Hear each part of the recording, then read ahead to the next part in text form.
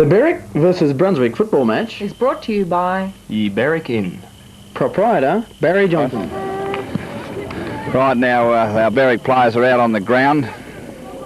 Umpires are out there as well. The Berwick side look reasonably fit. I can't see any major changes in the Berwick side, really. Trevor Dixon probably come up out of the reserves from last week, number 37. Kevin Venville's there, Matt Johnson. Matt Johnson seems to be a bit better. Last week was carrying a bit of a leg. Peter Allen also last week was favouring an ankle and seems to be quite fit. I was talking to him in the rooms prior to the game, and generally everybody felt the Berwick side's very, very fit. Onto the ground now. There's the Brunswick team led by their coach, number 12, and Barry Nolan. The Brunswick side appear to me to be a taller side at this stage. They seem to be a taller side than the Berwick side in their black and white jumpers. Probably make Barry Johnson a little bit envious being out there in the black and white. Berwick side doing their warm-ups. Darren Gambetta, a great player for Berwick over the last 3 or 4 weeks too, is Carrots Gambetta. Greg Johnson, looking pretty fit. Ron Mannens, hoping that he'll put in a big one today. Ron has been a little bit in and out of it over the last 3 or 4 weeks, but showed it in the last quarter against Caulfield last week. I thought Ronnie Mannens did put in a pretty concerted effort. Rod Ward, number 31, has been playing very, very well, as Robert Trigg.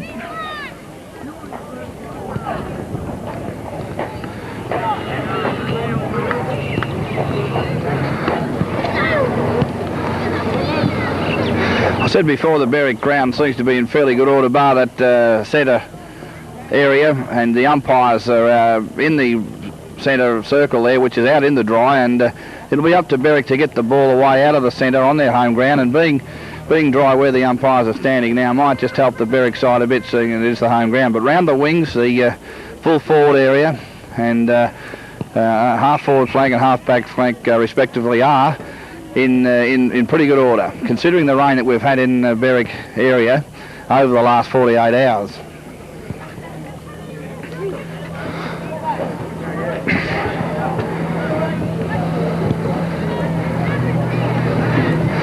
Players are warming up with a bit of a kick to kick there, the Brunswick side. Ronnie Thornton just getting the ball there. Ronnie Thornton, number 39, an experienced player with the Brunswick side.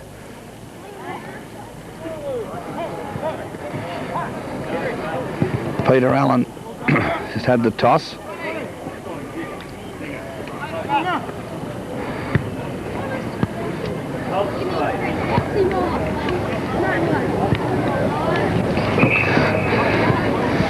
Now out onto the reserves, onto the due to change benches, Trevor Dixon for Berwick and Kim McGill. Kim McGill being a little bit inconsistent, and Trevor Dixon coming up from the reserves, and they're on the interchange bench to start the big one. The players are getting ready, they're getting into their positions.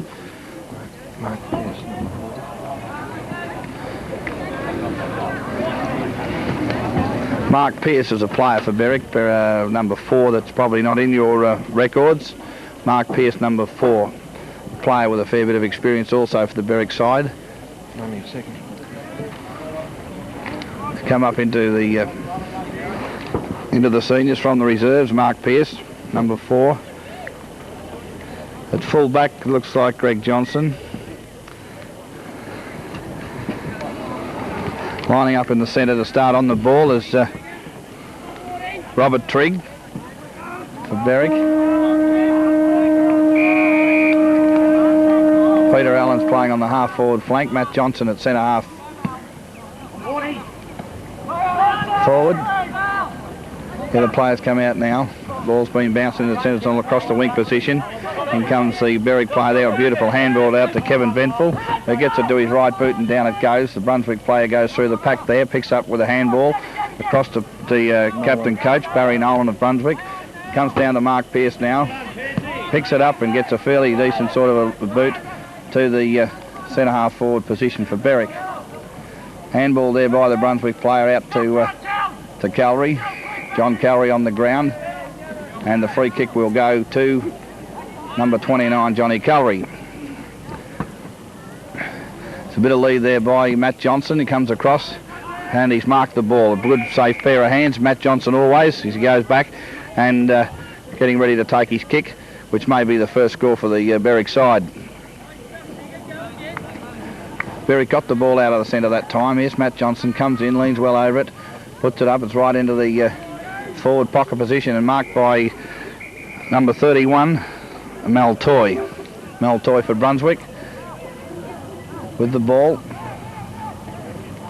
Back there in the goal square, puts his right boot to it, a wobbly kick, and Robert Trigg's marked it at centre half forward position for Berwick. Robert Trigg, another good safe pair of hands there, the Berwick player Robert Trigg. He comes back with the ball. Goal square's fairly crowded at this stage. Down he comes, lines them up, Robert Trigg, and it's straight through the centre. It's the first score. It's a goal to Berwick, kicked by Robert Trigg, and it's the good goal. Robert Trigg, not a bad mark that time from a mistake by the Brunswick. Yes, good goal. Followed through nicely. It's a good kick. Good kick by Robert Trigg, who's playing on the ball today. Well, they're showing a bit of endeavour here in the opening minutes, aren't they? They're running the ball and they're making the play, which is good.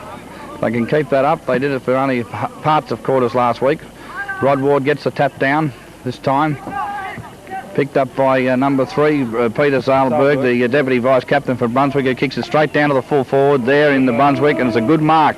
Good mark. Perhaps Greg Johnson could have made an effort to punch the ball that time, but he didn't. The full forward, Jaksic. Georgie Jaksic, the player for Brunswick with the ball, fixing his socks, goes back. Lines it up now. And he comes. Puts his right boot to it. And it's a goal also. It's a goal. So the scores at this stage are Berwick 1 goal, no behinds, to Brunswick 1 goal, no behinds. Scores are level in the first 4 minutes of the game here at the Arch Brown Reserve between Berwick and Brunswick. Berwick will have to stick with their backmen. The backmen will have to stick with the Brunswick forwards if they're going to keep Brunswick out of this game.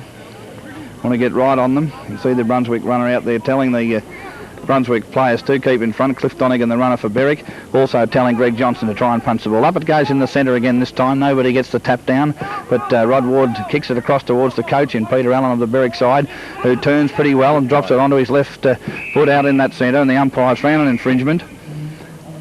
And it goes to Berwick. I'm not too sure quite what that was for. Peter Van Steesel that time with the ball, kicked it well down into the Berwick forward zone, and picked up there by Stephen McGee. Stephen McGee across to the wing position to number 15 in Bruce West. Bruce West with the ball, the Brunswick player. Pretty good kick too in these conditions. Comes down there looking for number 30 from Brunswick, who was behind, is tapped down and picked up by number 3 for Brunswick, and number 16 with the ball now, Robert Lawson. Comes across there to player number 39 in Ronnie Thornton. Ronnie Thornton goes back with the ball. Tommy Crebbin that time, just not quite in front of the Brunswick player. Lines it up, comes right in.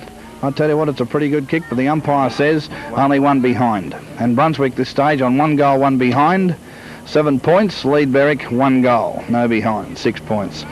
Robert Trigg leads out across the wing here. Beautiful big kick out there by David Hughes. He comes towards Barry Nolan, knocks it to the ground. To the other one, Brunswick. Through comes Robert Trigg, who gets caught with it, but he's got away to Kevin Venville, who drops it on his right foot. And once again it goes down to Brunswick player who misses the mark. That player there, Stanley Leahy. There's scrambling a bit of play on the half-forward line, and the umpire says play on. Out to Barry Nolan from Brunswick, who handballs across to another Brunswick player there and drives it down onto the Brunswick half-forward flank. In comes Darren Leahy for Berwick, who kicks it off the ground. It goes over the line and out of bounds. Darren Leahy been a good, strong player for Berwick this season also. Mark Pearce in there, player number 39. There's Ronnie Thornton. Down there to the Brunswick player at centre half forward in number 3. Tapped out goes David Hughes, who knocks it back across to Kevin Venville, who starts to run. A wobbly kick from Kevin Venville, looking for Van Stiesel from Berwick, who can't get the ball. And it stacks on the mill over there on the wing position, where the umpire will ball it up. Umpire down it goes, he bounces the ball pretty truly. A Brunswick player there, number 31, Mal Toy, gets the ball. It's kicked out there by Brunswick again to centre half forward position. Unfortunately, Carrots falls over for the Berwick player. Darren Leahy couldn't get it. West Max was it, from Brunswick, who kicks another behind. Not a good kick from West that time, Max. He sort of had enough time to line them up, but it was only behind. David Hughes with the ball now, the score being 1-2, 8 points to Berwick, 1 goal. Robert Trigg misses the mark. Mark Pearce has been held, and I thought it could have been an infringement. The umpire's missed it. It's over the line and out of bounds. Good tackle there. A good tackle that time by Carrots. Gambetta. Carrots we call him, Max, here at Berwick. Up they go. Mark Pearce in the ruck, taps it out to the back to Rod Ward, who misses it. Drop the cord. Ronnie Thornton, a Brunswick player there, number 39, kicks it across to the half-forward flank, where it's picked up pretty well, but he could have kicked it. He's handballed it to number 11 in Neil Robertson. Neil Robertson, the umpire's found an infringement from behind play there, and he's decided to play it upfield, which will put Brunswick right into attack. They're in front of goal. Greg Johnson on the mark for Berwick. And the Brunswick player to receive the ball from an infringement behind play is player number 5 in George Jaksic. Yes, George Jaksic should kick this if he's any sort of a footballer, really, Max, wouldn't you think? Saw him kick a goal earlier. Yes, he's already kicked one. Looks a nice type.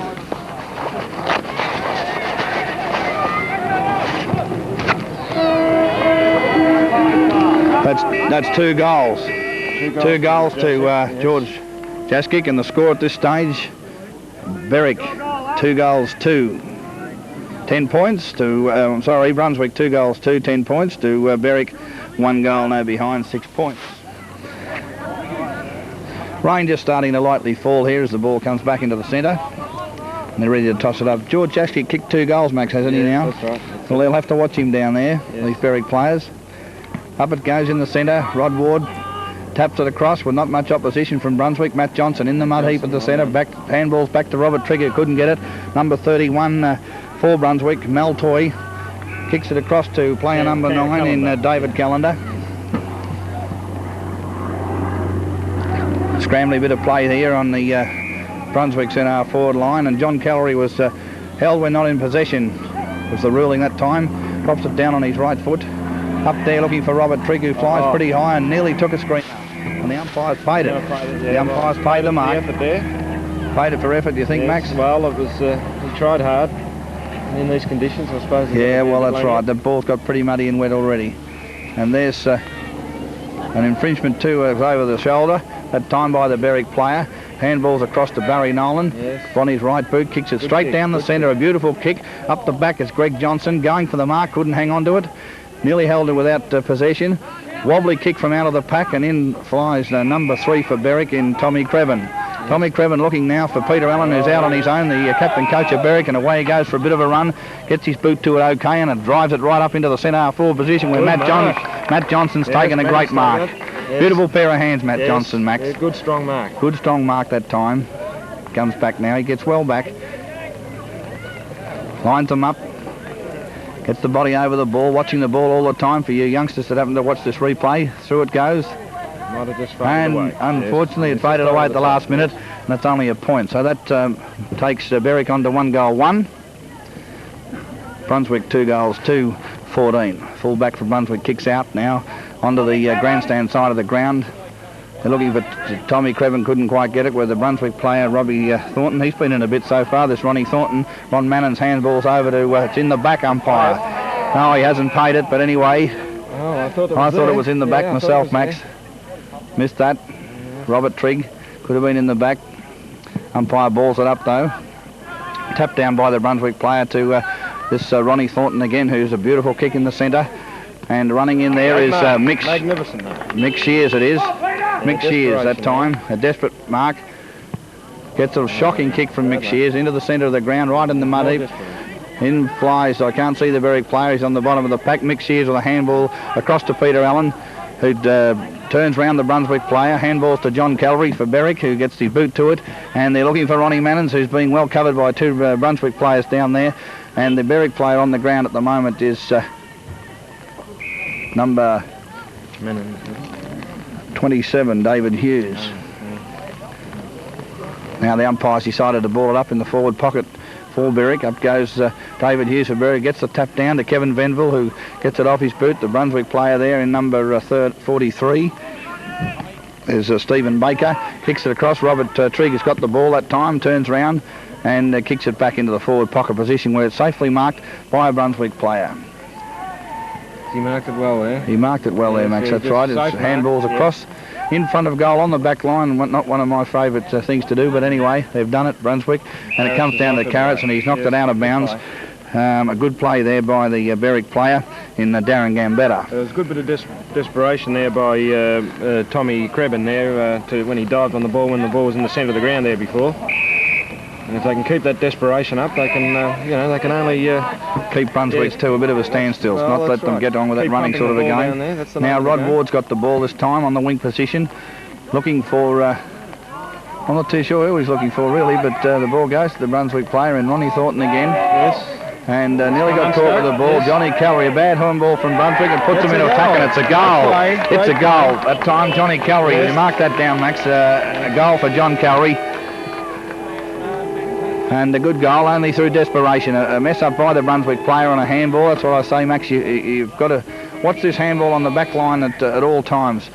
I don't want to relate games, but yesterday you saw the Essendon side make so many mistakes against Richmond because of handball. Bad handball on the back line, and immediately there's a mistake, and there's a Berwick player there, or an Essendon player was yesterday. They went on to Richmond went on to score, as did Berwick then in John Callery. The umpire comes in to bounce the ball in the centre of the ground. Up it goes. Rod Ward gets the tap down again. He's winning in the ruck, I think. The Berwick player at this stage. Peter Allen, too high that time. The umpire said that Peter Allen deserves that because he was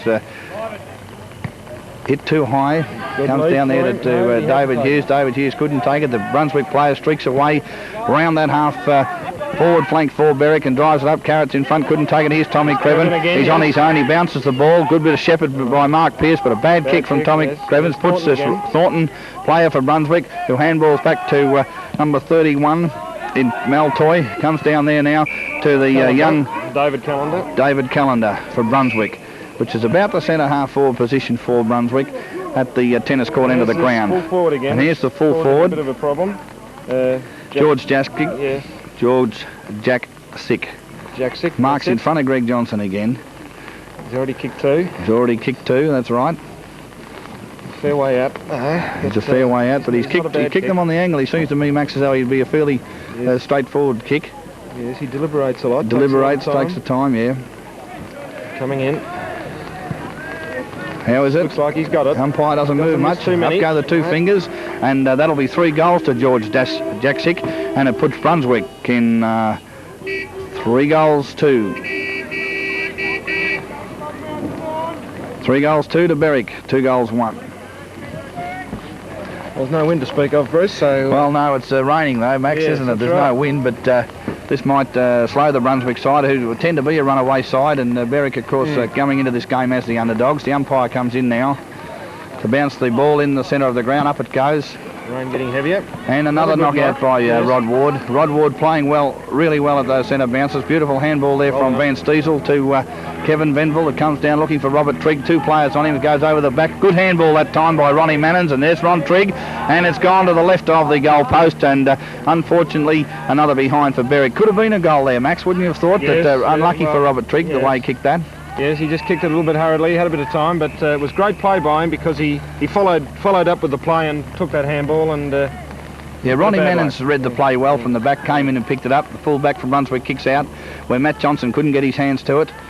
And down, Mick Shears is on the bottom of the pack. And the umpire's found a free kick. I suppose it'll be in the back. Mick Shears with the ball, kicks it, another wobbly kick across to looking for Peter Allen, couldn't get in. The Brunswick player marks the ball. And Tommy Crebbin's on his own. They haven't spoke to one another, the Berwick players then. They both stepped back and the ball hit the mud. They're right in the centre of the ground now. There's a mud heap, and yes, it really is.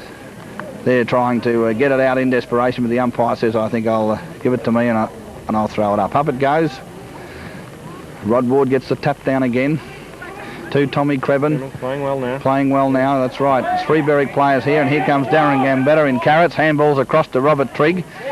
He's got a kick. Just got his boot to it, well, otherwise it could have been an in-the-back infringement. Matt Johnson right on the boundary line now, turns around looking for John Callery, couldn't find him. Ronnie Mannens comes in and can't grab the ball either.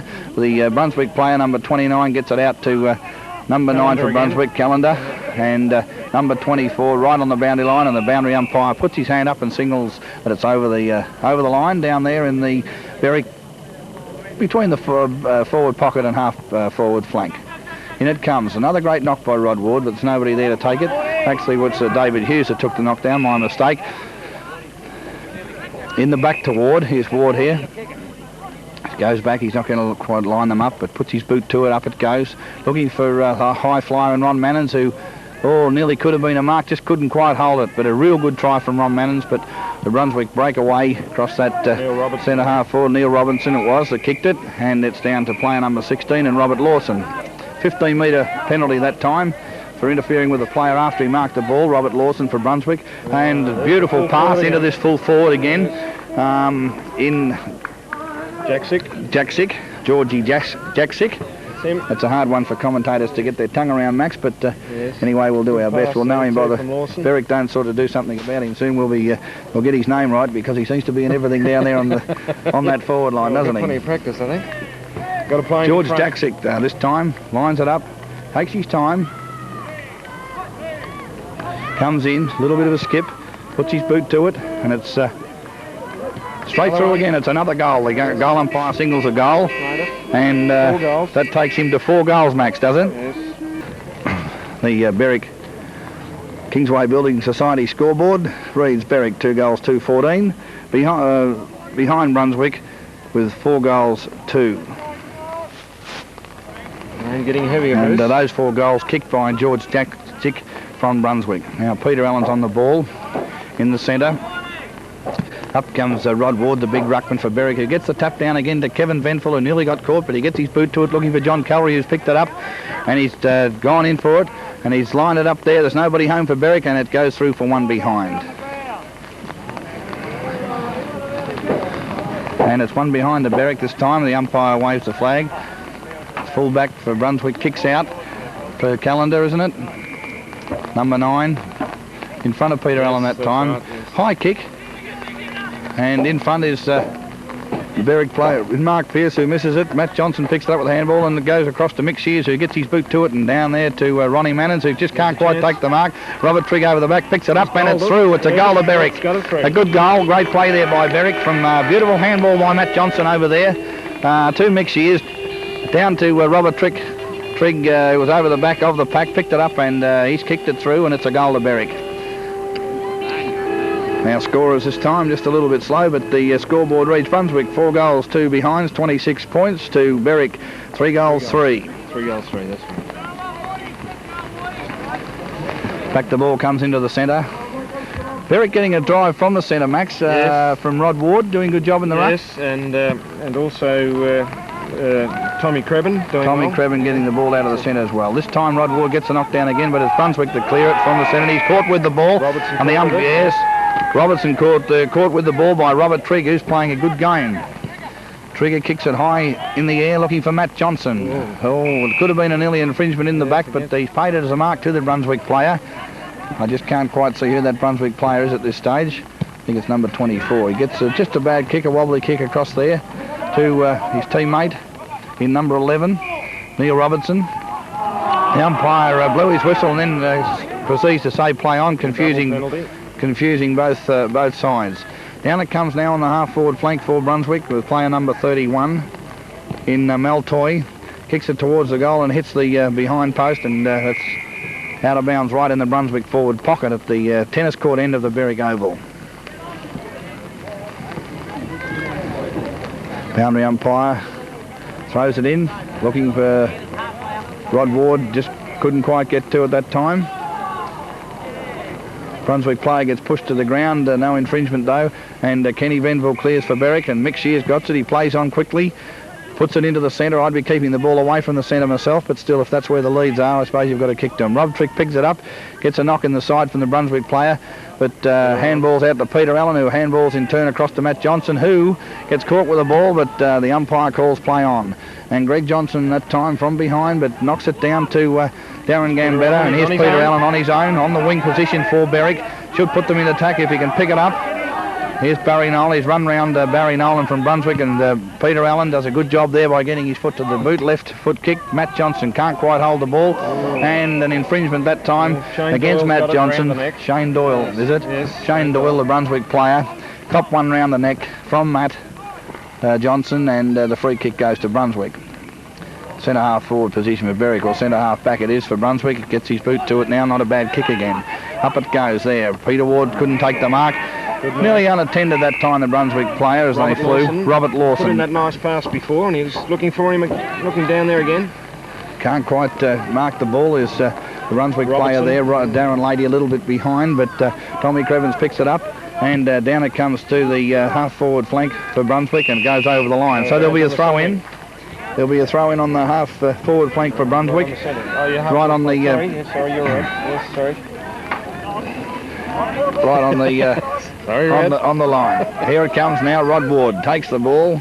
Couldn't quite take it. Kev Venville held round the neck. Umpire, in my opinion, from where we sit, but Darren Gambetta pulled back by the Brunswick player, and it's forced over the line again on the Brunswick. Crebbin not having Brunswick a chance to get his kick in there, getting smothered, but he's certainly putting in though. Here they go now. The ball comes in again and pushed in the back against Rod Ward that time. Oh, he pushed him very hard, and the umpire saw it. And the number 3 for Brunswick with the ball is Peter Sahlberg, the deputy vice-captain for Brunswick. He gets a kick now, down right there, puts it into the danger zone for Brunswick, and player number 31 off the back of the pack, and rushed it through for one behind to Brunswick. Brunswick could have scored there, really. He's a little bit rushed, that player. It was on his own. Ball came off the hands of the pack. Now the Berwick fullback kicks it out. Beautiful kick. As good a kick as you'd see here on a wet day. Comes down to Mark Pearce, who can't quite get the ball. Peter Allen in there also. And there's a little bit of a few words being said there between GJ, the red-headed player for Berwick, and one of the Brunswick players. The umpire says, I'll have it. And he's about to ball it up. There it goes. He's balled it up. There he goes. Down it comes there across to the centre, and Robbie Thornton again handballs across to the coach of Brunswick, Barry Nolan, number 12, who drives it down across that half-forward flank position, taken by the Brunswick player, who handballs across to number 11 in Neil Robertson, who runs into the forward position, and it's a goal. Neil Robertson, a good goal there. Brunswick move the ball quick when they get it, Max. Yes, that was a good bit of play, and a good bit of precision play. There wasn't much pressure from the Berwick players right from when it was kicked by the Brunswick player from the centre that time, was there? That makes a difference. A lot easier to kick goals when you haven't got pressure on you, and that's the name of the game. That's right. Now in the centre again. In the centre again, the umpire has the ball. He comes in. Rod Ward doing well in the ruck, but he's not on the ball there now. They've had a change in number 27 on the ball. Is David Hughes. David Hughes taps it down to Johnny Callery, and up the ground. The second umpire's picked an infringement there, and against the number 39 in Robbie Thornton. If he wants to start knocking the men down, his game might go off. Ronnie Mannens has the ball now and kicks it out across to the half-forward flank. In my opinion, a silly place to put it, when Ron Mannens, a good kick, could have put it right in the square for Berwick. He's back underneath it there, Ron Mannens, and Rod Ward changing on the forward line. Couldn't mark it. Matt Johnson picks it up, and it goes over the line. Not on the full though. By gee, it's starting to rain here now, Max. Yes, it's coming down pretty steadily now. Play in that forward pocket. Play in the forward pocket for Berwick. Ron Mannens gets the tap down this time, but it goes straight to a Brunswick player. can't see his number for the mud. I'd Gets say the ball. that might have been that Callender again. The ball there on the centre half forward position for Berwick. The umpire says, I'll have it. Comes in to ball it up again. Rod Ward there ready to knock it down. Can't quite get it, but it goes across to Robert Trigg. Robert Trigg tries to flick it round, and here's three Brunswick players. A good punch there by Ron Mannens, who's playing really well down on the forward line, I think, for Berwick. Good to see Ronnie doing well. And both players can't get rid of the ball. The Brunswick player and John Callery for Berwick couldn't get rid of the ball, and the umpire says, I'll ball it up.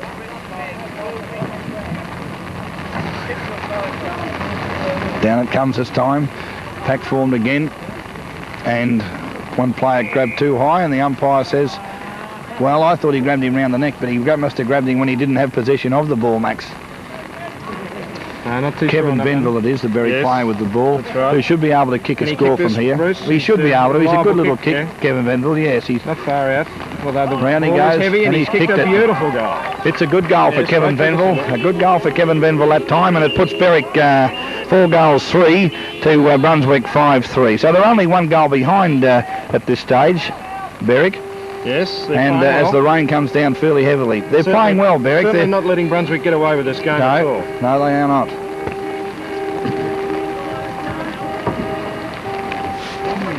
You right? Just take that and have a bit of a go while I put my coat on, mate. You're getting wet there too. Keep your umbrella back over this way. Right, ball set to bounce after that goal. Ball up. Push in the back. Goes Brunswick way on. Sahlberg, I think, has it. Sahlberg with the ball. Good long kick down to half forward. Thanks, Max. Yes, the ball down in the Brunswick danger zone down there for Berwick, but the Berwick player in Mark Pearce clears away. Tommy Crebbin's in the centre of the ground. Sahlberg again. Sahlberg picks it up and goes across to number 24 in Matt Scully. Matt Scully. Just had the cord of the portable microphone wrapped around. I nearly put it on with the coat when I put the coat on. And the ball's out across on the far wing position for Brunswick. They kick it out there now to looking for player number 35, I think it is, for Brunswick, and he's going to pay it under the conditions. I thought David Hughes touched the ball myself first, but anyway, the umpire gives it to the Brunswick player. I think it's Lawson, isn't it? Lawson, yes, that's right, it was Lawson. Comes down now, drives it right down there, and the Brunswick player has marked it right in the square for Brunswick. A good kick in the conditions again. Brunswick putting the ball straight into attack. Not fiddling around the outside or anything like that. They're putting it right down into that goal square. Now we have the Brunswick player over the ball. Comes through, and it's a goal. It's a goal to Brunswick that time.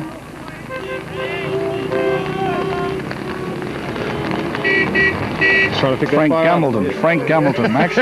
Number 30, Frank Gumbleton. Just kicked the Brunswick goal. That's right, of course. We should know him. Should have known him. Well, he's lost a little bit of hair since the last time I saw him, but... Well, there you are. Learn something every day. That's the first thing Frank's really done. I haven't seen him apart from that, no. He put it through. Been pretty Being a goal player. for Brunswick. And the umpire once again ready to bounce the ball in the centre as it's starting to get a bit muddy, but up it goes. David Hughes, a pretty good knockdown. A Matt Johnson handball to John Callery. And on Callery with a bad kick, sort of half in the air. And... the umpire Sahlberg again getting a Tiggy Touchwood. Sahlberg, yeah, with a Tiggy Touchwood. Oh no, it's gone to. Sorry, I thought it might have been him, but it's gone to number 6, which is Leigh. Stanley Leahy, the vice captain, looking for number 16 in Brunswick again.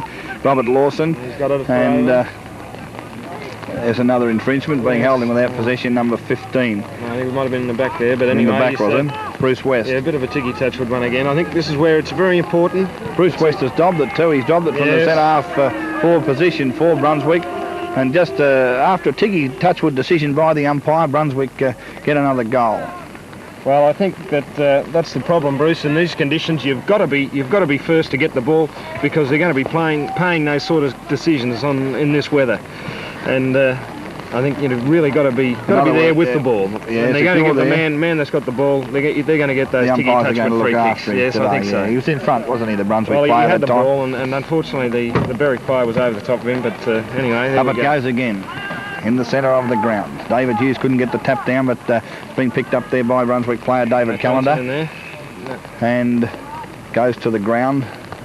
Pack's formed and the umpire says, I'll have it. Throws it up in the air this time. Brunswick player gets the tap down. And, couldn't quite work that one out, but he must have been over his shoulder perhaps. Kicks there, number 3 unguarded Sahlberg across to Callender, who gets it to his left foot and drives it in looking for Jaksic, but Jaksic couldn't pick it up. That David Leahy that time picks up for Berwick. John Callery marks and handballs across to Tommy Crebbin. Tommy Crebbin round the wing position, looking for Matt Johnson, and the ball unfortunately not a good pass that time from Tommy Crebbin. Brunswick player picks it up and he's done the same thing and dropped it into Peter Allen, who handballs across to Mick Shears, and the siren goes, signalling quarter time. So the quarter time scores are Brunswick 7 goals 3, 45 points, to Berwick 4 goals 3, 27. Yes, well, they crept away a bit in the last 10 minutes of that game, but up until then, Berwick were playing well and holding them to... Max, probably in that quarter, especially the last few minutes of it, as you said, the Brunswick players seem to be a little bit more determined to put themselves in these wet conditions in front of the ball, and they got a couple of decisions that went their way, and of course 2 goals were got out of it. Yeah, I think that's the thing that's kicked them on a bit in that last that's right. Minutes, yeah. But, what are you doing, Matt? Johnson sent me up here. Oh, did he? What for? An interview. Are you going to... We'll just interview Mr. Rob. Now with me...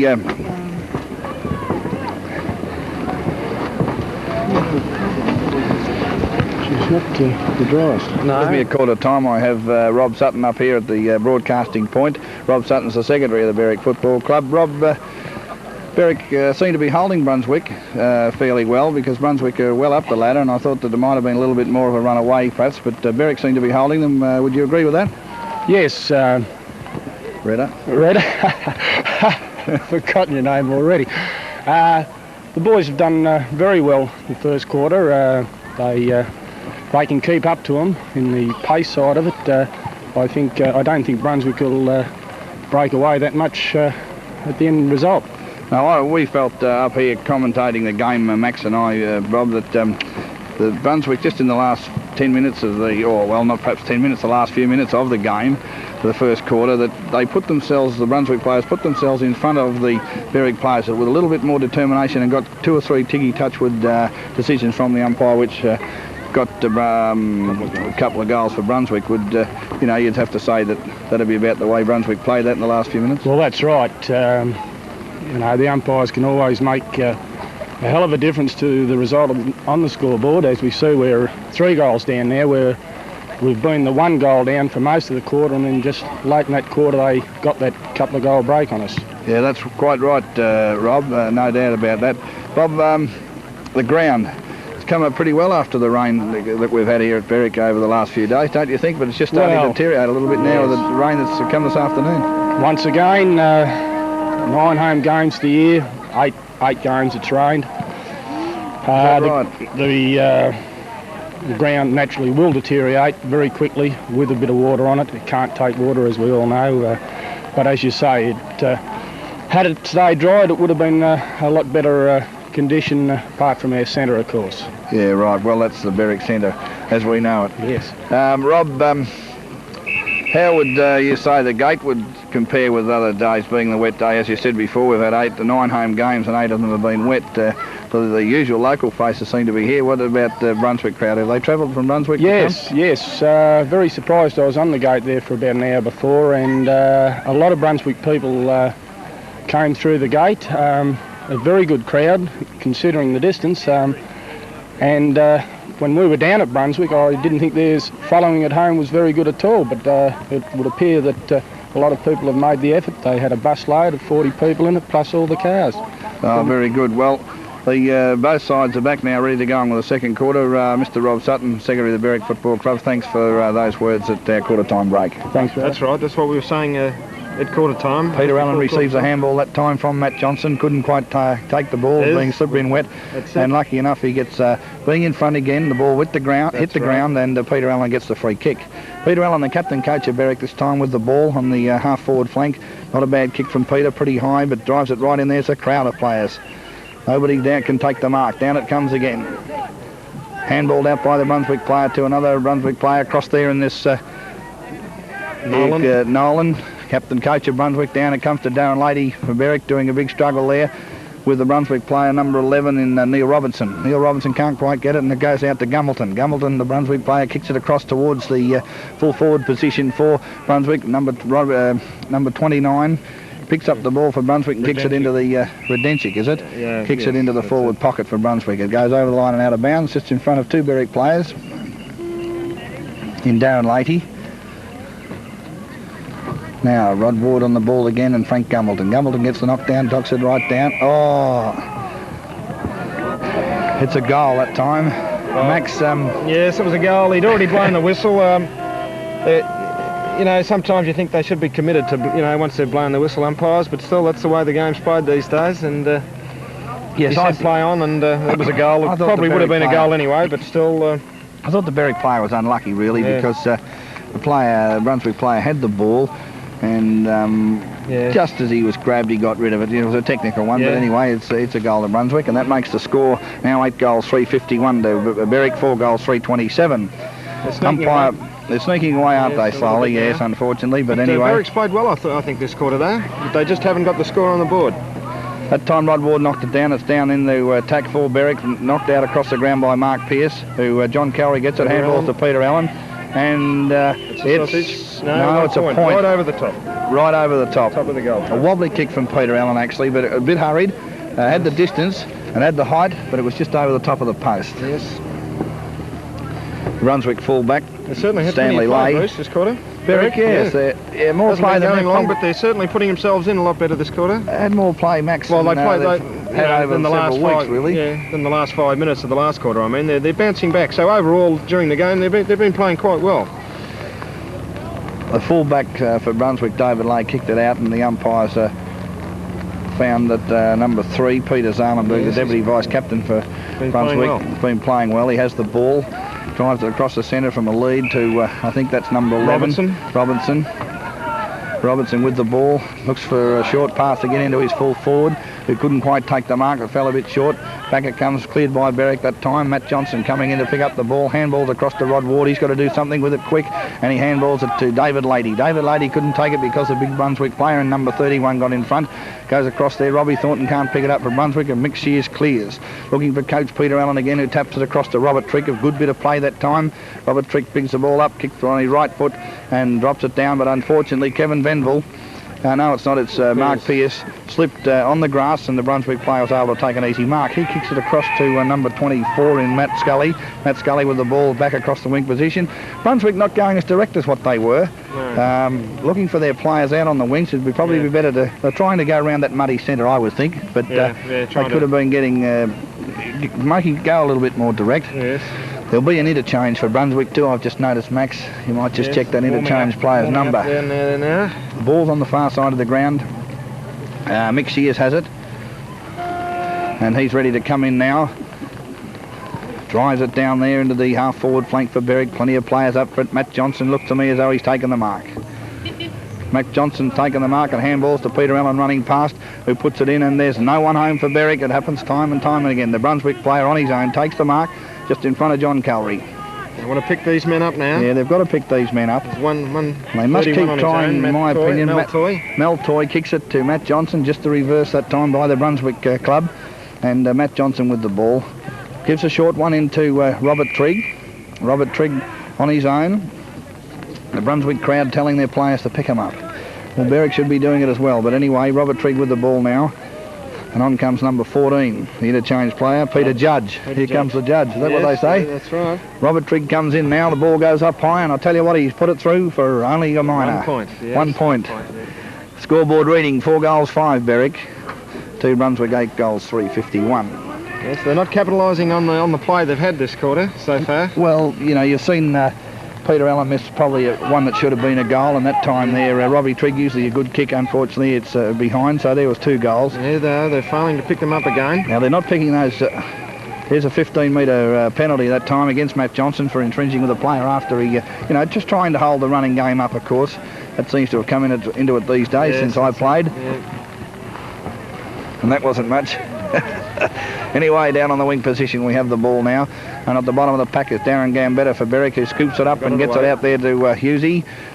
David Hughes, the player for Berwick, and he gets it across to Robert Trigg, who can't pick it up, and Peter Van Steezel, I think it is, gets the ball, and unfortunately the Brunswick player intercepts it on the far side. There's 2 of them there, yes. Number 24 for Brunswick, he's been in it a bit too, hasn't he, Matt Scully? Well, he's playing a bit of a ticky-touchwood one there. The umpire said he got hit in the head, so he's... Carrots plays a pretty hard plays a pretty hard game, and if he got one in the head, Max, he probably nearly did get one from Carrots, I would say. I don't think he would have got up, maybe. No, perhaps he wouldn't have. David Leahy there can't quite get it from the Brunswick players, and they drive it right down into attack, and Greg Johnson's taken a one-hander, lucky one. The umpire said play on.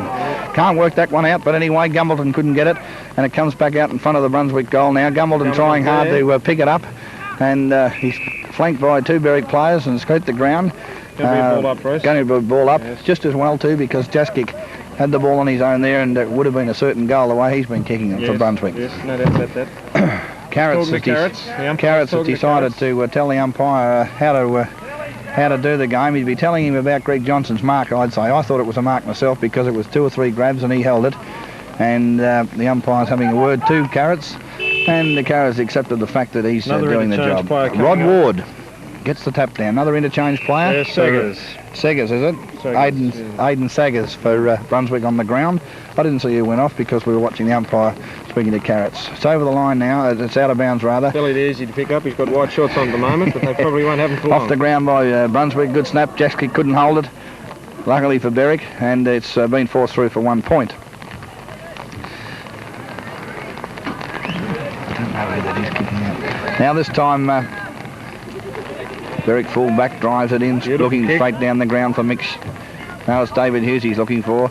Tommy Crebbins can't get it. Gumbleton picks it up for Brunswick and drives it straight back in that full forward position. And there it is. It's a mark to Brunswick right in front in the square.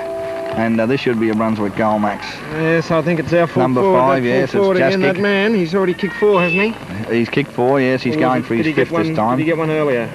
No, I think... no, that's right. I think he got the free 4. kick. That's right, 4. This will be his 5th. There it goes. Heads through. Doesn't miss them. It's 1 goal. Well, he shouldn't have missed from there.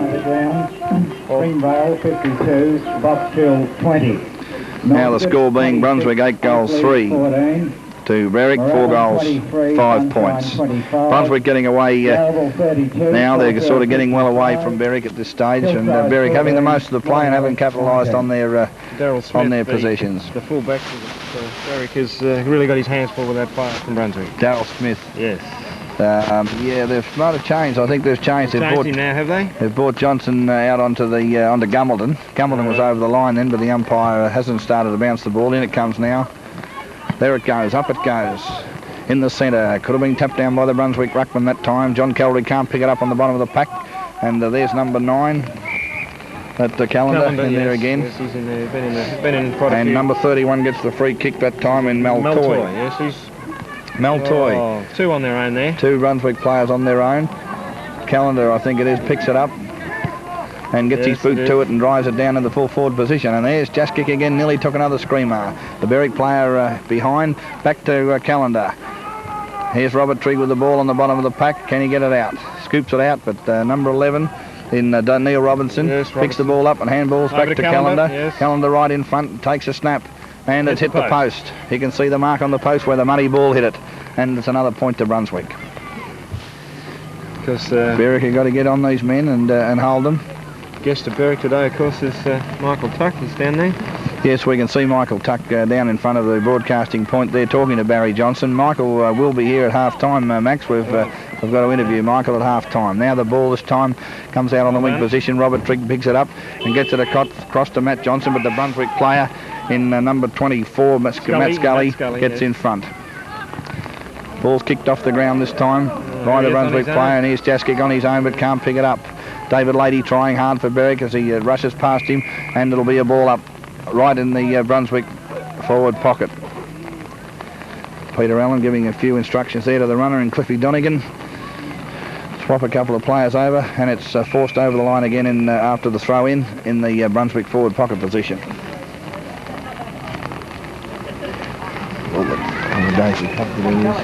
Right in it goes.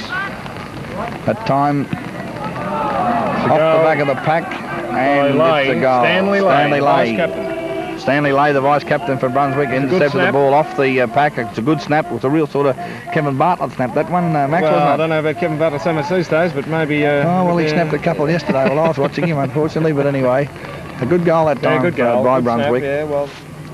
And Brunswick go to 9 goals, 363, leading Berwick 4-5-29. Well, it's a bit unfortunate, really, because, you know, Berwick have tried hard. They perhaps haven't quite had the Gumbleton's on the ball now for Brunswick, and he gets the tap down to Tommy Crebbin, who picks it up from the pack. 43. Stephen Baker with the ball. Robert Trigg being dragged back over to Gumbleton. He was quiet in the first quarter, but he's coming into it a bit this quarter. Yes, he was quiet in the first quarter. We didn't see him. He's coming to the good torpedo punt kick from his era of league football too. Max goes it down. Carrots can't do much with it for the Berwick player. Off the ground to Callender again.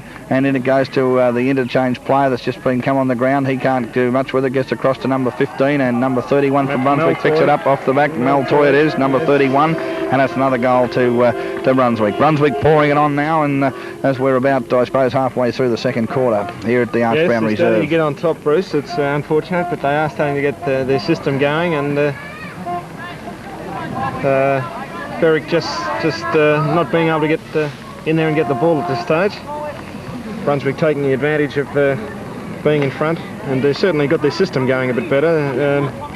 Well, they seem to be on their own down there. This ball coming off packs and things, there always seems to be a Brunswick player there to take it. Berwick not putting themselves in as hard as they should at this stage. Up it goes in the centre. Gumbleton gets a tap down. Nobody can pick it up. But player number 11 for Brunswick has been too high, the umpire said. Well, a bit of a doubtful one there. But he's got the limps too. He's handballed across to number 14 in Peter Judge. Peter Judge down there, intercepted by Rod Ward for Berwick, who picks it up. Takes his time now, and he's handballed across to Peter Allen right in the centre of the ground on the mud heap. The kick would be far better in my book. But anyway, Mick Shears with the ball now, just has done a little short one across to Darren Gambetta, who handballs across to Van Stiesel. Van Stiesel gets it across to number 36 in Mick Shears. Mick Shears onto the right foot, looks for Matt Johnson in front. Now, I don't know, but one kick there would have had that ball in Matt Johnson's region, Max, but we had, what did we have? Neil Harrison's just come off for Brunswick after that knock in the centre there. Neil Harrison, number 11, and on is number 29. Matt Johnson with the ball, dropped it through, a beautiful kick. Good save kick, Matt Johnson, and a good goal of Berwick, one that Berwick need badly, and they may be able to go on with it and capitalise from here on in. Excuse me. Matt Johnson, you've marked that down. Berwick go to 5-5 now. To Brunswick 11-3. Brunswick still well in front. Matt Johnson's first, I think. Yeah, kicked a point earlier, didn't he? Now Kim McGill. Kim McGill warming up. Kim McGill warming up along the number 33. Favourite number, eh? Yeah, familiar face Kim McGill. He's standing on the interchange line. Now the ball comes across there with a good kick that time from Kevin Venville. Kevin Venville down to the wing position and is forced over the line in front of the Berwick players, and it's out of bounds. Berwick might be making a change here, bringing Kim McGill on. Ronnie Mannens is on the ball.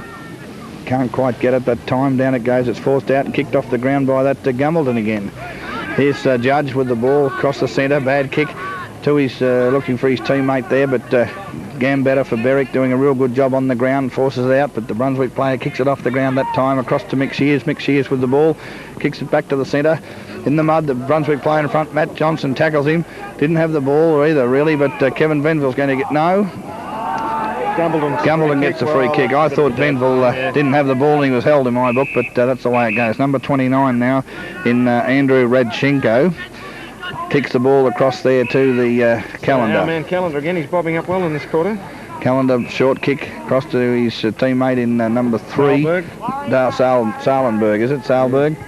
And another hook by a Brunswick player across there in the forward position, number 16. Can't quite hold it, or the nearly nearly good enough on a day like this, but Mick Shears with the ball, kicks it down towards Peter Allen. Rajenko gets the decision. He hasn't gone very far back to take his kick, and I thought he nearly could have kicked it into the man on the mark. But Rod Ward from behind punches away. Kevin Venville, the handball, across to John Callery. John Callery on the left foot now. Here's Gumbleton and Trigg. Gumbleton up there, and he gets the mark, Gumbleton. Umpire slow with a whistle.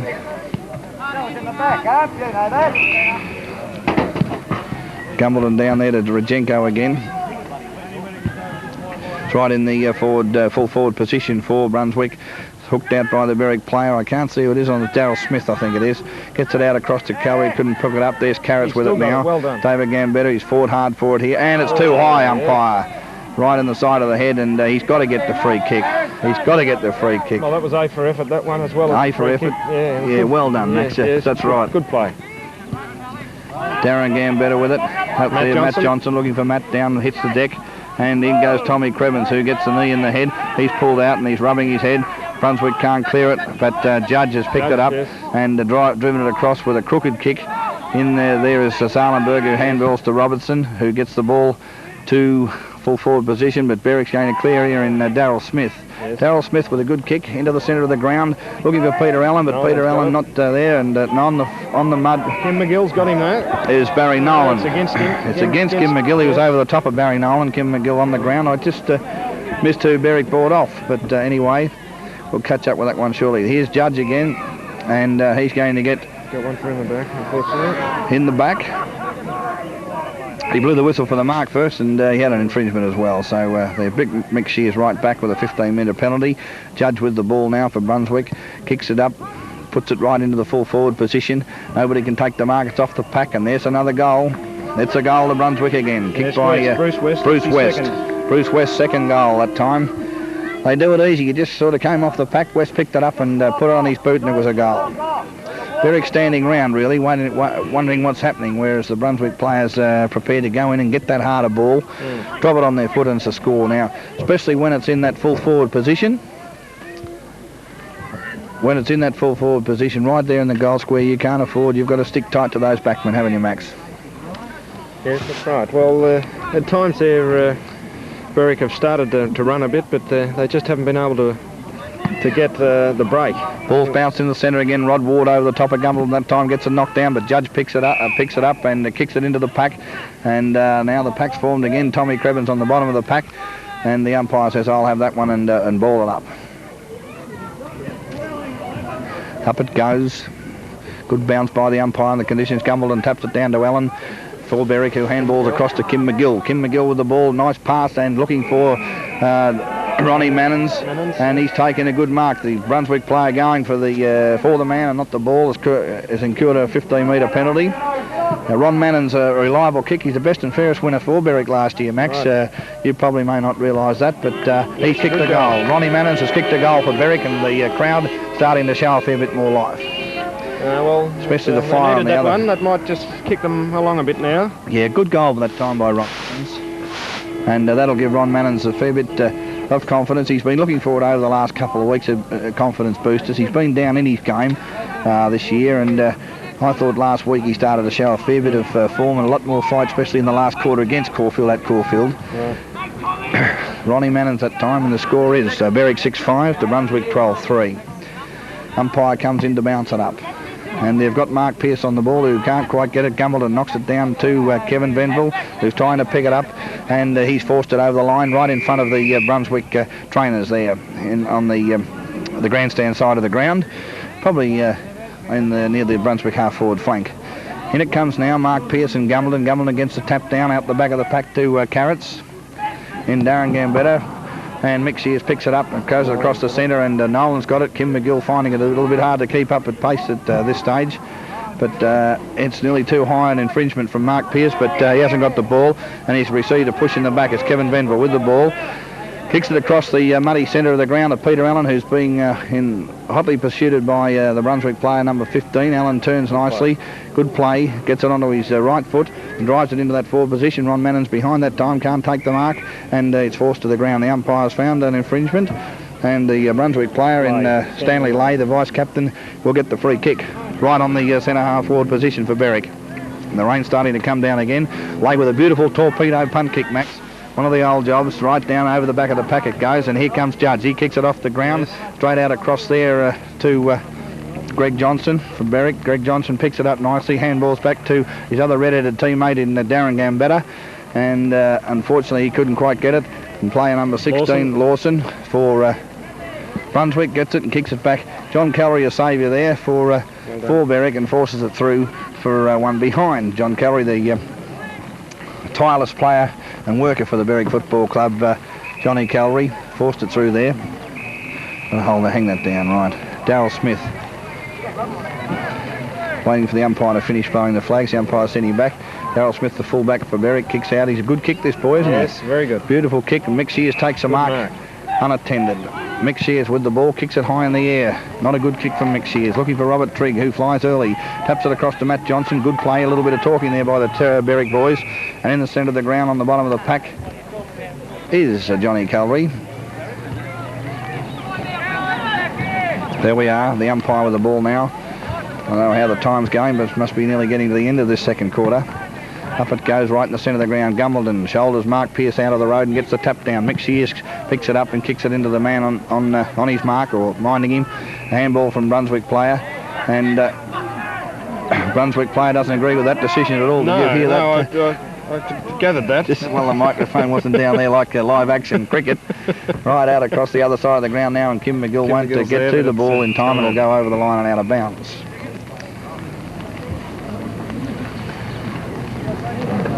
Boundary umpire with the ball in front of the McCausland News Agency sign. Throws it in. Rod Ward unopposed, taps it down. Kim McGill picks it up. A little short pass looking for Robert Trigg, but just wasn't quite good enough. But the Berwick player in Tommy Crebbin picks it up off the ground. Out it goes across to Peter Allen, but Brunswick are there, and they force the ball back across that half-forward flank, and it goes over the line on the full. So it'll be Darren Gambetta, the Berwick player. Pretty hard to tell that his hair's red now after the mud that it's been in. Darren Gambetta with the ball, drops it down on his right foot, kicks it up. Mano underneath the ball. Ronnie Mannens couldn't quite mark it. May have even had a little bit of a push. Umpire didn't see it. Gumbleton to kick it off the ground to the Brunswick player. Beautiful pick-up and handball to the other fella. He's been tripped. Sahlberg, is it? No, that was, he gave the hand pass. No, he gave the hand pass. Here's Sahlberg with the ball. Yes. Had two handballs there and across to the judge. The judge can't do much with it, and it's in the mud. This time it's Hughesy.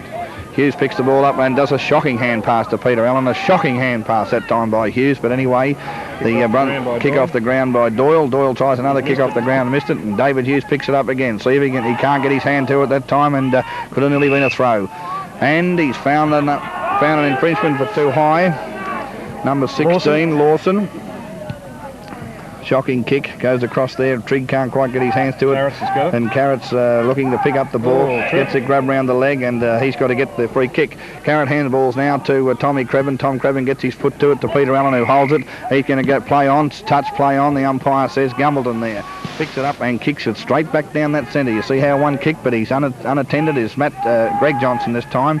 Number 29 for Berwick with the ball. Another good kick, kicks it across towards Trigg and Tommy Crebbin, and they won't talk to Berwick players, both of them, and down it goes to the ground where Johnny Callery, trying hard to get the ball but can't get it. He's got a free. Yes. He was touched then when he didn't have the ball. Right. That time Darren Leahy this time, right in the centre of the ground in the mud.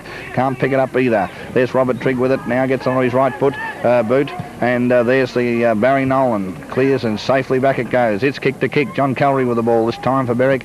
Drives it out there, unattended is Darren Gambetta.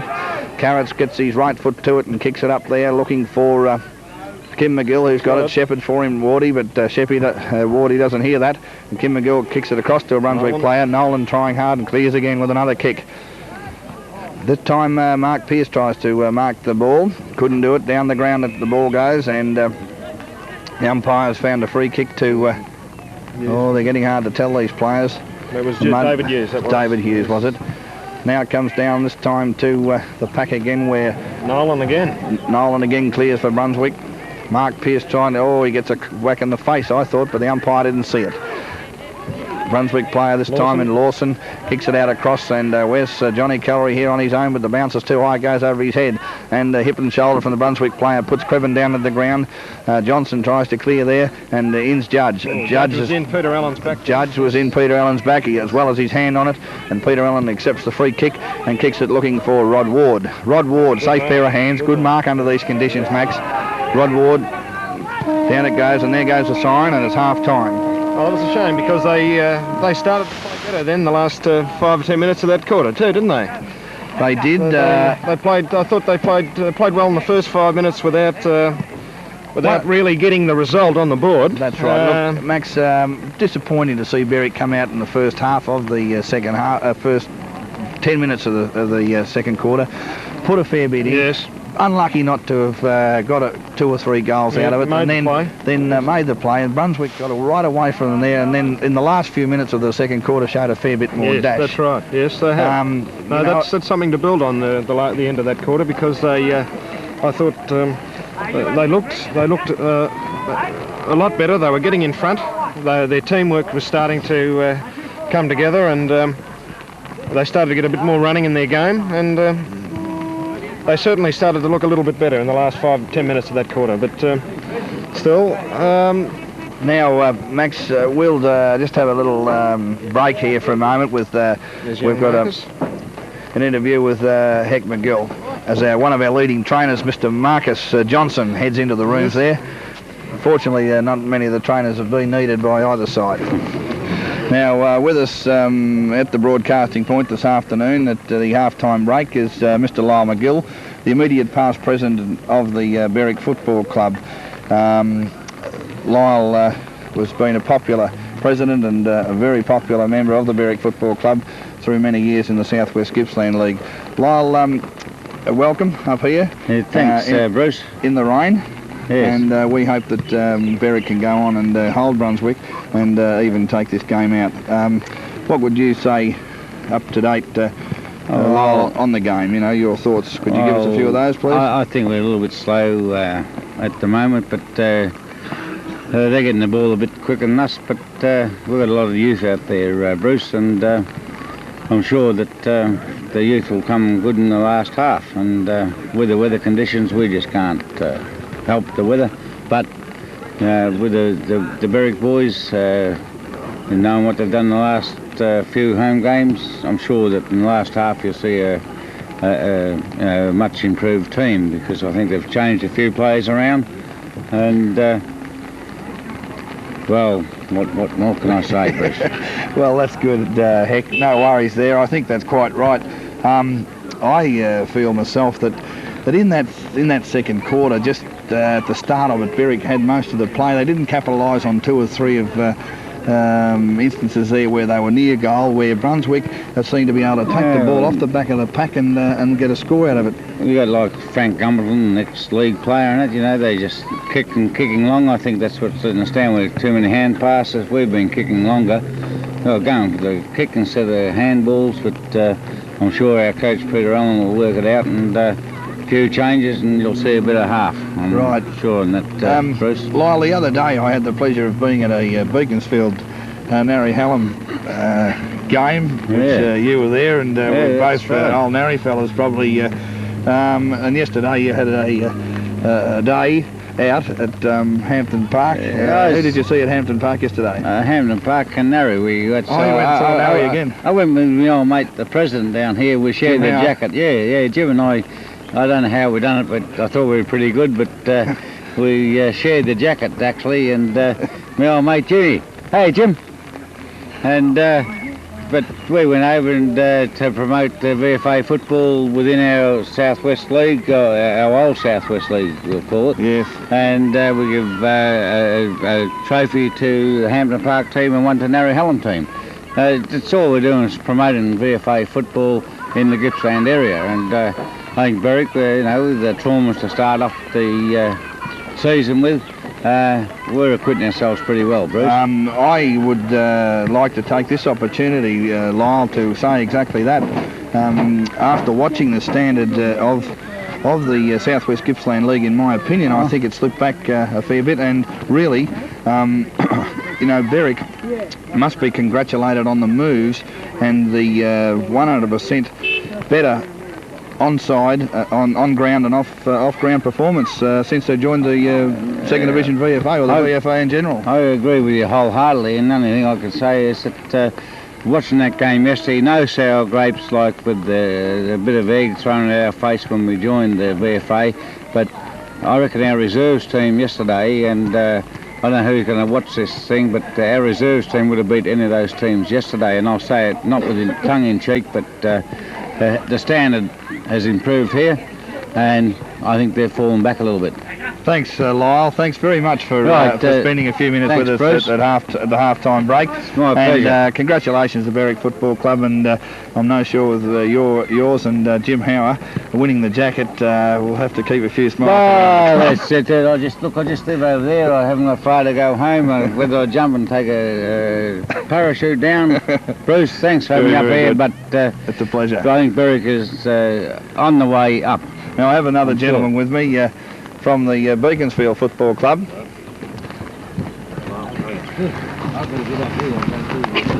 Bruce Redpath. Gerald Treasure. Gerald, how are you? Very well, And thank you. welcome this afternoon to rooftop broadcasting point under these conditions. Tell me how the Beaconsfield Football Club performing, Gerald? Well, we're performing quite well at the moment. We're sitting number 4, second position. Slowly but surely improving as the season goes on, and hopefully we'll be there in the grand final. Gerald, your thoughts on we'll go on the standard of both sides, and today here at the Arch Brown Reserve. Well, it's a good hard game. Obviously Berwick have got some improvements to do. But we've always been behind Berwick in their move to the VFA. In fact, I believe we may have been the only club that supported them in their move, because we think, well, naturally it's in the interest of for better football, Right. in our local area. Well, I think that too myself.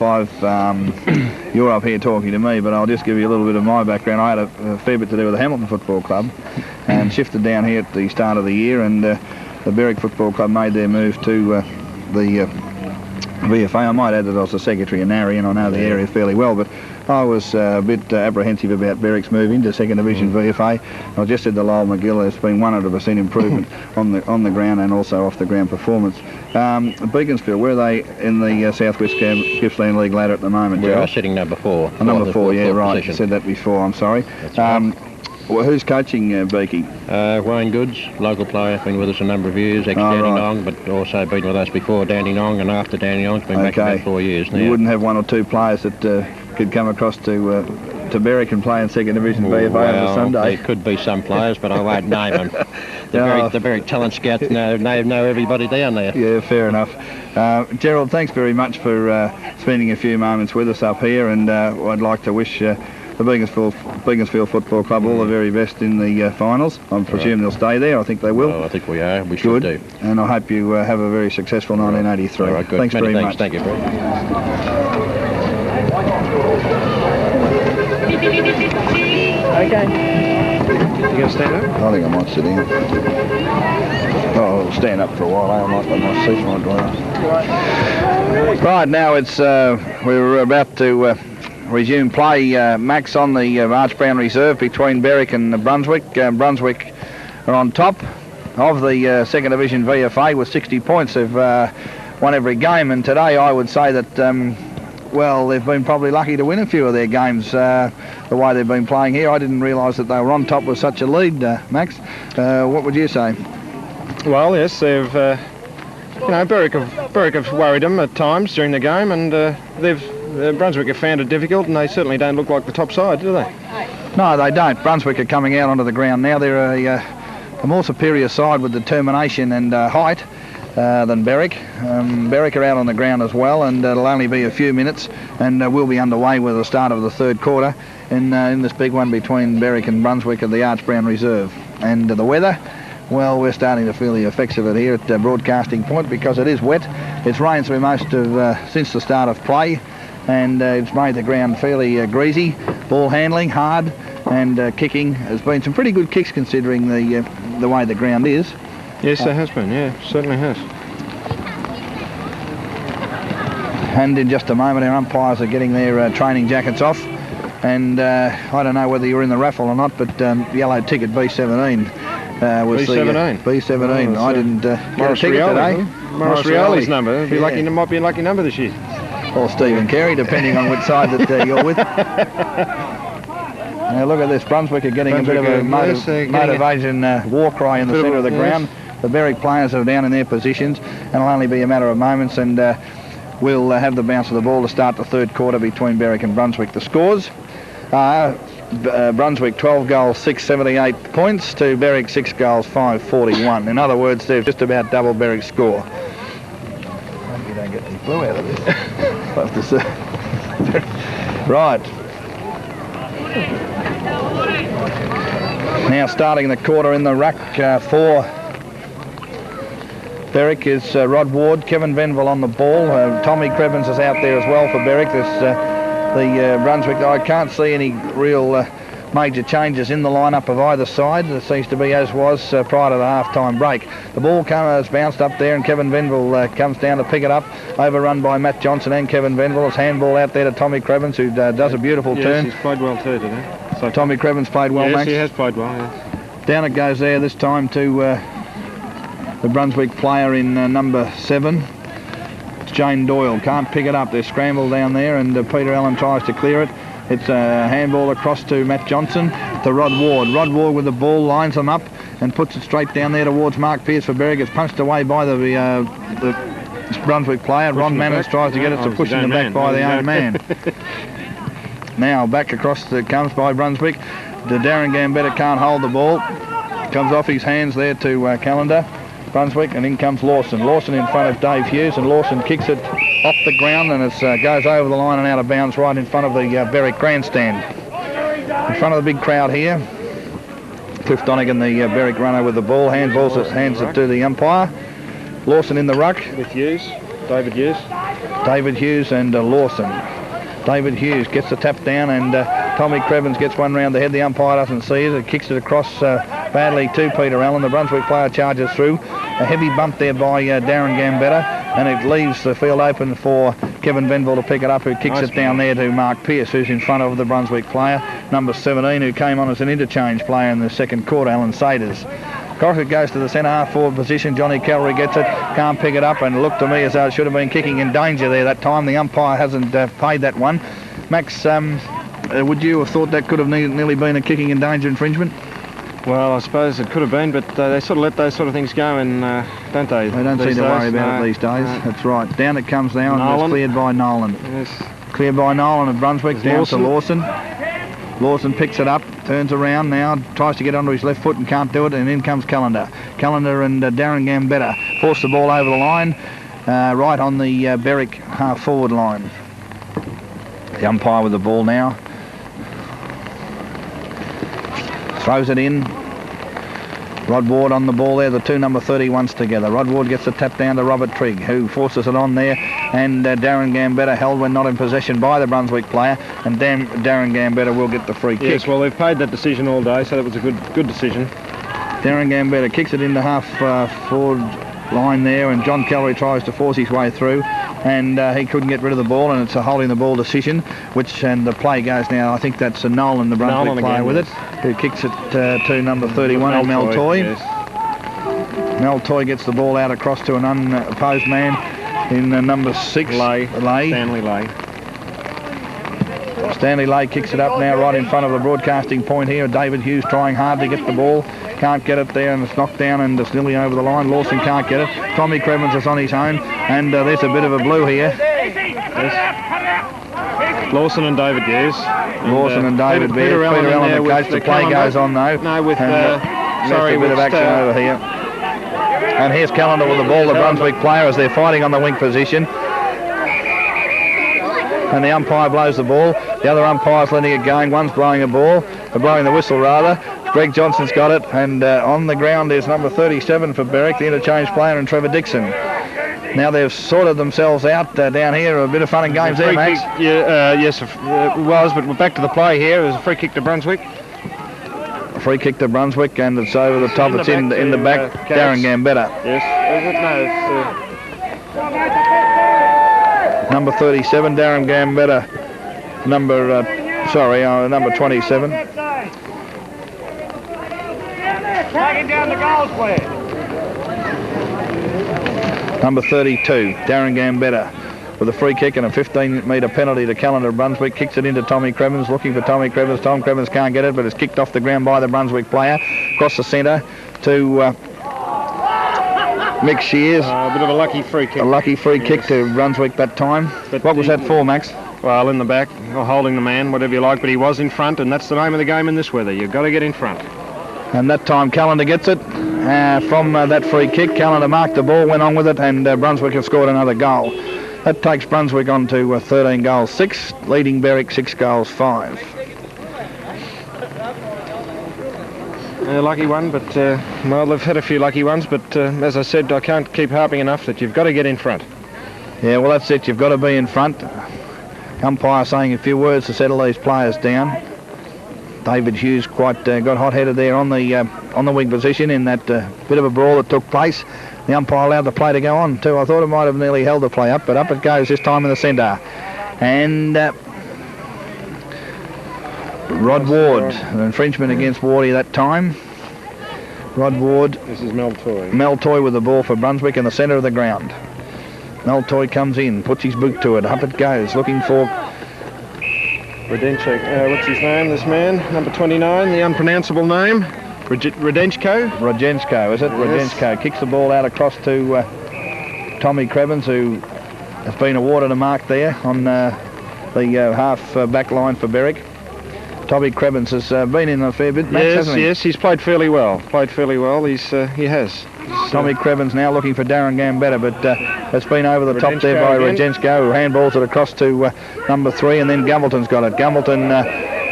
Gumbleton gets his boot to it, and as he kicked it, I thought Darren Gambetta put Gumbleton to the ground. I thought that was that's a red-hot decision, that one, because it was as he kicked it, and gee, you see that all the time, and there's I think a pretty poor decision there by the umpire. Max, can you see who's got the ball, who gets the kick? Yes, it's the full forward, it's our man again, who's already kicked 4. Jaksic. Yes.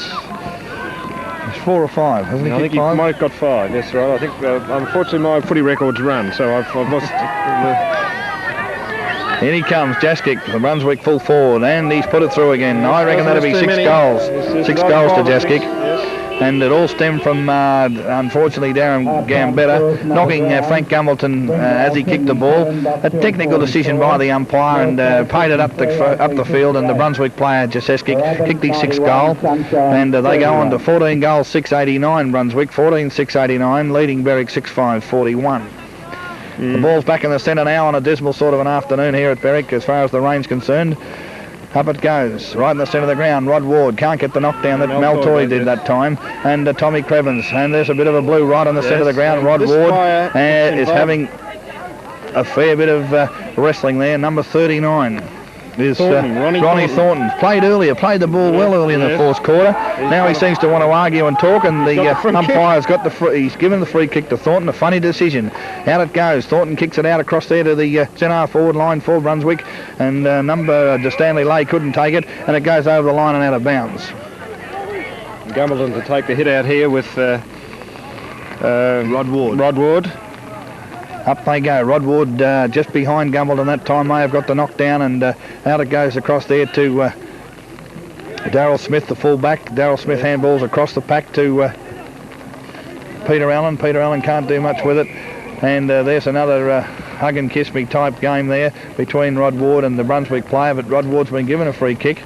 Rod Ward, the big Berwick ruckman, been playing well this year too, Max. Rod Ward. Yes, he's starting to play well in this game now. Well, actually, he's been doing well in the ruck all day, actually, when he's been in the ruck, that is. Robert Trigg with a free kick because he copped one to the side of the head. Looks for Matt Johnson, who's out on his own. Matt gives encouragement to to Robert Trigg, who gets down there to Kim McGill. Kim McGill, an elusive half-forward flanker, can be a danger man to any opponent at any time. Kim McGill with the ball now, big right foot kick up there, looking for Johnny Callery, who runs underneath it. Ron Mannens can't hold the ball. Ron Mannens shovels it out, and the Brunswick player picks it up and kicks it across. Darren Gambetta in front, that time takes the mark. Now this Darren Gambetta there with the ball, trots on his right foot, short one to Tommy Crebbins. Tommy Crebbins handballs across to Peter Allen. Peter Allen, another handball to Rod Ward. Here a left foot there, a little left foot snap towards Matt Johnson. He's held, he's in front, and the umpire has paid the mark to Matt Johnson. A safe pair of hands, wouldn't you say, Max? Yes, well, it was a good decision too under these conditions again, and once again we see the man in front getting the benefit of the umpire's decision. As the rain tumbles down here, Matt Johnson with the ball right in front on the edge of the square. The white line comes in, eyes and body over the ball. A beautiful kick, dropped it down in there, and it's too high for the Brunswick player to touch it, and it's gone through. It's a good goal, another good goal of Matt Johnson. I think second goal from two magnificent kicks. It just goes to show, wouldn't you say, Max, that direct line, like I know that was a free kick, but a direct line and a good kick is, if Berwick could kick those big kicks, wouldn't they put the ball right in their attacking zone? Yes, certainly. I think that's right. They've certainly had quite a lot of the play, and you know, they could be well up there if there've been a little bit more teamwork and system there, I think. Ball's bounced in the centre again. Nobody could knock it down. There's played one in the back to Berwick. He gets the kick, handball to Mick Shears. Mick Shears picks it up and can't get rid of it. Brunswick player there on his own, number 15, is Brucey West. Bruce West kicks it out across the centre half forward line. Greg Johnson this time with the ball. Clears for Berwick, but with an ordinary kick. Darren Gambetta picks it up and he handballs across to Peter Allen. And look out there, Brunswick player can't take it, and Dicko's got the ball. Dicko with it on the ground. Trevor Dixon can't do much with it. Peter Allen on the bottom of the pack right in front of us here, and the umpire's found a decision, and he's given a too high decision to Peter Allen. And once again we see the player that's willing to go in and get the ball is going to get the decisions. Yeah, we must impress that on the Berwick players as they watch this replay, that if they do go in and get that ball, they'll get the decisions. Now there's a bit of a blue here in front of us too. We might just commentate that for Peter Allen, and there's number 39, that Ronnie Thornton. Ronnie Thornton, they've all got to have a wrestle, and we've got about 3 or 4 players. Been a little bit unhappy with Peter Allen for a little time now, so this is an ugly scene developing here, but it's now broken up. Peter Allen, the captain coach of Berwick,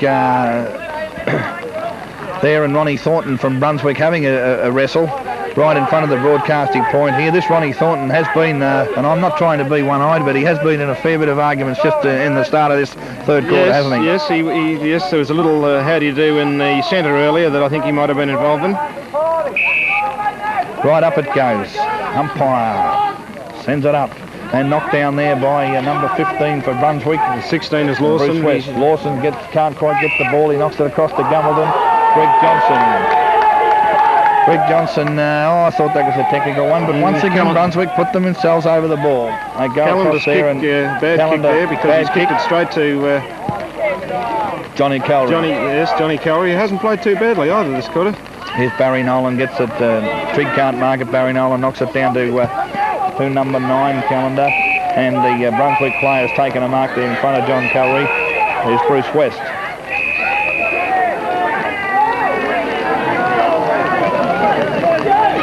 And that looks like 30 metres to me. Yeah, so he'd make a pretty poor real estate agent, wouldn't he? Go broke very quickly. 30-metre penalty that time. It should have only been a 15-metre penalty because John Callery tried to hold that player, Brunswick player, Bruce West, who's coming in now to kick the ball, puts his boot to it and through it goes. It's a goal, another goal to Brunswick. Another goal to Brunswick. Brunswick 15 goals, 6, 96 points to Berwick 7-5, 47. Max, your comments on that little bit of rough play here and then that free kick to Brunswick. Well,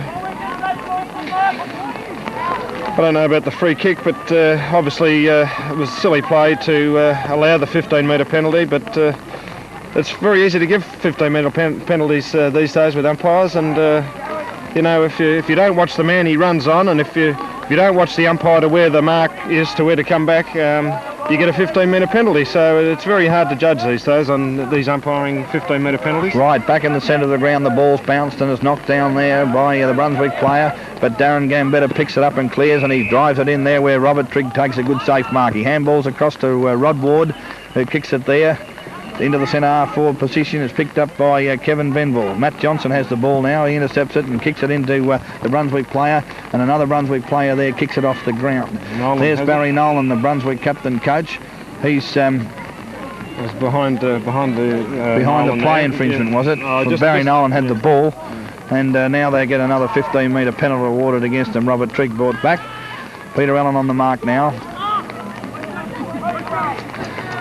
Little player's a bit confused by some of the decisions, and up it goes. A bad kick from there, and Tommy Crebbin's on his own, takes the mark in front. Fell short. Now Tom Crebbin should try and take the big kick, but he's gone to pass to John Callery. John Callery takes a safe one there in front of Nolan, and he goes back. He gets around on his left foot, turns, looks for Peter Allen out in the centre, who can't quite hold the ball. It's pretty slippery, and down there is Kim McGill. He's in the bottom, and he can't pick it up. Brunswick player picks it up and clears and handballs to Nolan, who gets onto his left foot, and down it comes. There's not much talking there by the Berwick players. Yes, and a free kick. Yes, to Gambetta. A free kick to Carrots. Gambetta. Darren Gambetta going to get the free kick. Yes, he looks in a little bit of trouble there. He got a knee from the Brunswick player. I don't think it was intentional, but Lawson it was. Right, he handballs across to Tom Crebbins, and now it's up the field. Yes, against Lawson. Against Lawson, the Brunswick player, number 16. And 2 intercepted is a good kick too in Robert Trigg. Yes, I think we saw him kick a nice goal earlier, didn't we? Yeah, Rob Trigg's kicked 1 or 2 out. Unfortunately, the weather conditions up here have not allowing us to take our score sheet run a bit here, but I think he has kicked a goal. We need Ray Jacobs. Right, Robert Trigg with the ball now. Lines them up. Barry Nolan, the captain coach of Brunswick, on his mark. Rob Trigg comes in and the ball's swinging around, but it's not swinging around far enough. And it's only 1 point. It was a goal they, would have needed there, because they've had a fair bit of use of the ball this quarter, and it's just that they just haven't been getting the score on the board. Now the Brunswick fullback kicks out. Another man out there on his own, I think it's Judge. He handballs across to Johnson, the Brunswick player, and Ronnie Mannens trying to run on, and now it goes up the field again, another infringement. The umpire speaking to Matt Johnson this time.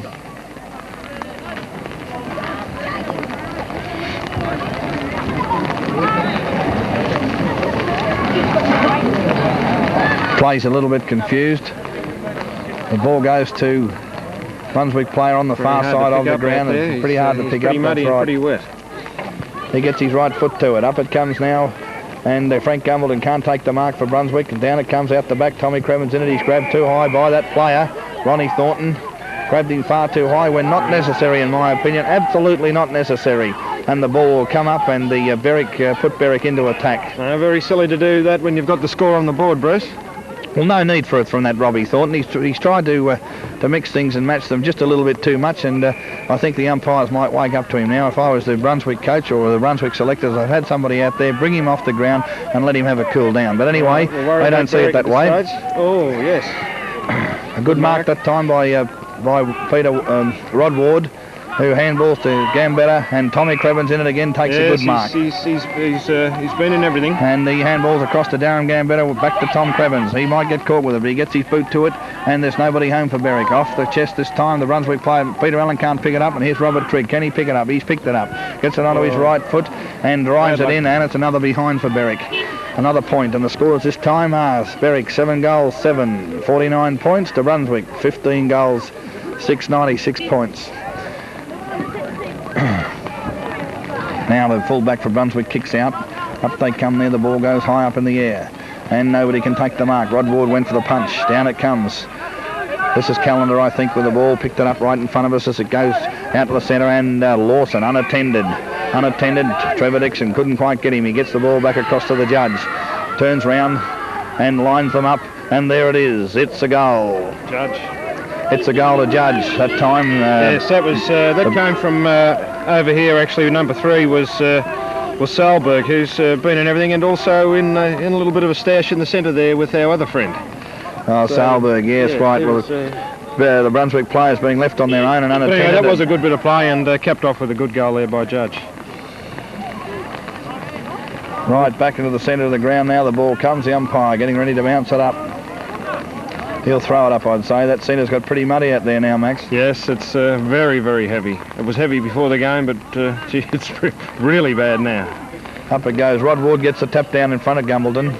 There's Robbie Thornton couldn't pick up the ball. Matt Johnson has it underneath. He's in front and got the ball. Off he goes, Matt Johnson. Looks it out here, drives it out to Peter Allen. Peter Allen with the ball now, gets on his right foot and kicks it across there to... I can't see the Brunswick player couldn't take the mark. It's number 6 anyway. Robbie Trigg picks it up off the pack and he's kicked another point. That's 3 in a row. Yes. 3 points in a row to Robert Trigg. Could have been really lifting goals, though. Well, that's right, Max. Would you say that they wasn't far off them being 3 goals either, was it? No, he's well, 2 of them have been snaps. They've just been a bit short of the goals, but the first one he just allowed a little bit too much and didn't go quite through. But he's giving them a bit to aim at down there, isn't he, at the moment? That's right. And Brunswick clear the ball away once again from that full-back position. It's down now to the wing position. Bruce West can't get it and knock it across to his player in Robbie Thornton, but he does get it out there. Thornton races in, picks the ball up, goes to kick it in the centre of the ground to number 36, David Dahoud. Trevor Dixon, this time for Berwick, can't pick up the ball. He hasn't got it, and he's held with not being in possession. It should be a 15-metre penalty, though. Oh, no. I thought that could have been. Wasn't allowing the player to get up. Trevor Dixon picks up the ball and kicks it, looking for Matt Johnson. At centre-half forward position for Berwick. It goes over their heads. The Brunswick player picks it up there and handballs across to Barry Nolan. Out it comes. It's picked up there by... can't see who it is at this stage, but anyway. And number 17 for Brunswick on the half-forward line, and Aidan Sagers.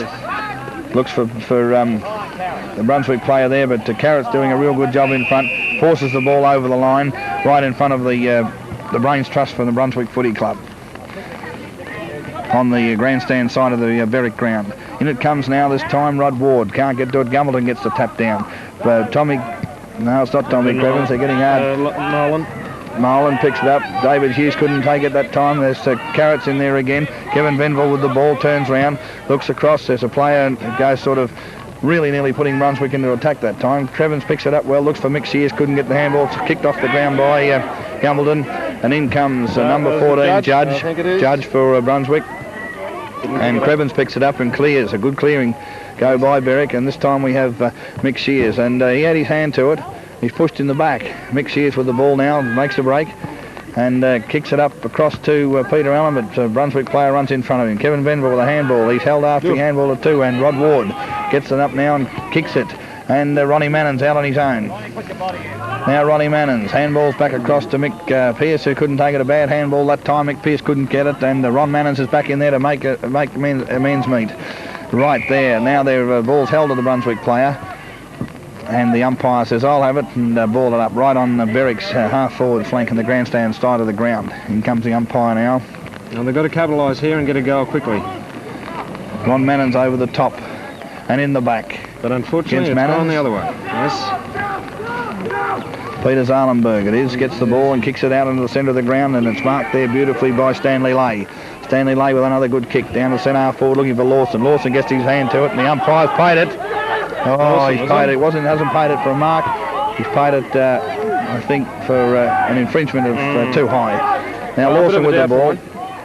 Lawson with the ball. A wobbly old kick, but he finds Judge unattended. Yes.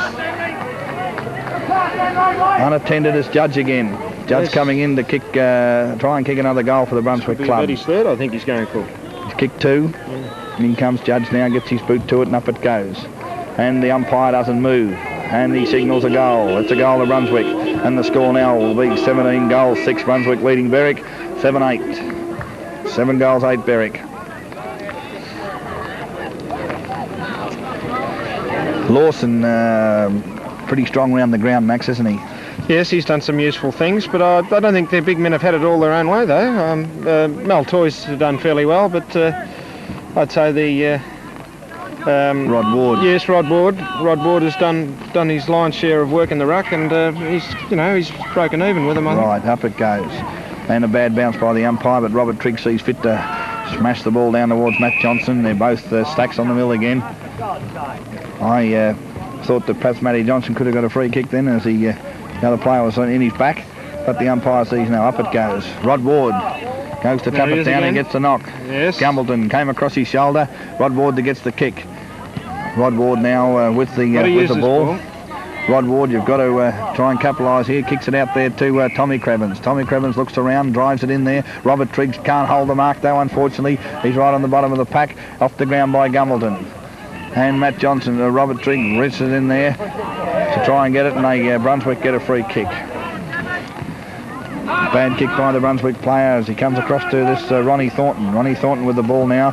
A little short pass, and it's hit on the line. And Callender there with it. Turns around right on the line, nearly out of bounds. And Greg Johnson knocks it back. And Tommy Crebbins on the bottom of the pack can't pick it up. In goes Rod Ward with a hip and shoulder. Oh, umpire, play on. It's gone to Kevin Venville. The umpire says play on.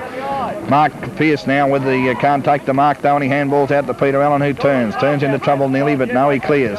Out there's Matt Johnson in front. He tries to get his hands to it, just can't quite hold the ball. Down it goes. The Brunswick player picks it up and handballs back across. In Matt Johnson back in the fray of things again, being held by Gumbleton in my opinion. Umpire thought that Gumbleton was holding Matt Johnson's jumper when not in possession, but the umpire was a lot closer than us, and he's decided to ball it up. Up it goes this time.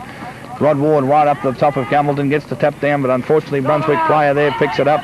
Can't get rid of the ball, held by Robert Trigg, and across it goes with a handball there. Up to Lawson again. Lawson off the ground. They're starting to think Brunswick. Two players out here on their own. They pick no, number 31, isn't it? Yes. Turns around there. Who is number 31? 31 is Maltoy. Maltoy gets it out across there to Judge. Judge can't capitalise this time as they clear again Brunswick and handball it back the other way to Rajencic, is it, or Rajenko? The unpronounceable name. Rajenko. Right down there, and Greg Johnson's taken a good safe mark right in the square. Good mark under He's played on. He's played on. Yes. Rod Ward gets it. Nearly caught there by the Brunswick player. He was caught, and it forces the ball just around a little bit further to the half-forward flank in front of the Berwick Brains Trust this time. Yes, Peter Sahlberg, the deputy vice-captain. Up it goes. Berwick Brains Trust having a few words to the boundary umpire then, but Sahlberg with the ball. A good little rover. Brunswick handballs across there to number 15. It's Stephen Waters. Bruce West, sorry. Yeah. Bruce West. Now with the ball, Greg Johnson, and he kicks into the player on his mark. Here's Ronnie Thornton on his own, unfortunately, picks it up and drives it in. And there it is, it's a goal. It's a goal to Brunswick. Ronnie Thornton that time kicked a goal for Brunswick, and it takes them on to 18 goals, 6, leading Berwick 7 goals, 8. Yes, he wasn't very happy with Peter Allen earlier, but I'm sure he'd be happy with himself after that goal. Yes, unfortunately. Yes. Still, the rain very steady. I don't think it's stopped, has it, since the start of the game? No, it hasn't, but anyway. The umpire with the ball again. They just seem to be able to capitalise around that forward line, Brunswick. Up it goes this time. Rod Ward knocks it out across there. Again, Rod Ward winning and everything. The ruck and the Berwick Rovers just can't seem to get the ball from Rod Ward's knockouts. Out it goes across there to the wing position. Mick Shears with the ball now, tries to handball but jogs around the player. Hits it across, kicks it across West, to the muddy centre of the ground. Bruce West for Brunswick picks it up and kicks it back towards Judge and Rajenko. Rajenko now with the ball, handballs across to Gumbleton. Gumbleton, can he PS? He's picked it up. Gumbleton is going to have a little bit of a kick back into centre half forward position, but it's been nearly marked there by Hughes for Berwick. Hughes handballs now. Back into a pack that goes, and that was Sahlberg. Sahlberg with the ball across to Lawson, and Lawson drives it in, and it's another goal. Goal to Lawson. Goal to Lawson. Brunswick running away with the game at this juncture, well into the third quarter. Yes, not umpire signals the goal. It takes Brunswick on to 18-6 to Berwick 7-8. Yeah, it's not looking good now for Berwick. They a bit unfortunate. They've early in this quarter they had plenty of the play. They've missed a few goals that perhaps they should have got, and who knows, they could have really got right back into this game at that stage. But now they're bolting away. Brunswick with looking to a fairly convincing lead. Right up it goes in the centre again. Rod Ward once again gets the tap down, and here's Robbie Thornton trying to do it, but desperation by Tommy Crebbins forced himself in front of the player. Callender can't pick it up. Peter Allen tries to get it, taps it along the ground to Crebbins, and it's in his back this time. The umpire's seen handball to Allen, who's kicked it over the line and out of bounds on the full. Peter Allen could have been looking for another free kick there as he kicked it, but wasn't to be, and it's out of bounds on the full, and penalty free kick here to Sagers. Sagers comes in, not a bad torpedo punt kick. Down it comes there, Matty Johnson. Over the hands, can't mark it, over the back of the pack, goes to Darren Gambetta. Through his legs it goes. Tommy Crebbin tries to pick it up, can't get rid of it off his hands. Wardy handballs up in the air, and Lawson tries to knock it down. Johnny Callery handballs out to Darren Gambetta. Darren Gambetta picks up the ball, gets onto his left foot, and up to the half-forward line, Berwick's half-forward line it goes. But Brunswick clear again through Nolan. Down it comes to Callender. Callender with the ball, handballs back across to... is that Judge? Is he up this side of the ground now? In comes Trevor Dixon. He can't pick it up. Peter Allen there grabs it. Handballs to Matt Johnson. Man Johnson across to Robert Trigg. No, it's Mick Sears. I'm sorry, Mick Sears picks it up and drives it into... Goes through Judge's legs. Johnny Callery at the back picks it up, puts it on his left boot, and there's number 27 is David Hughes.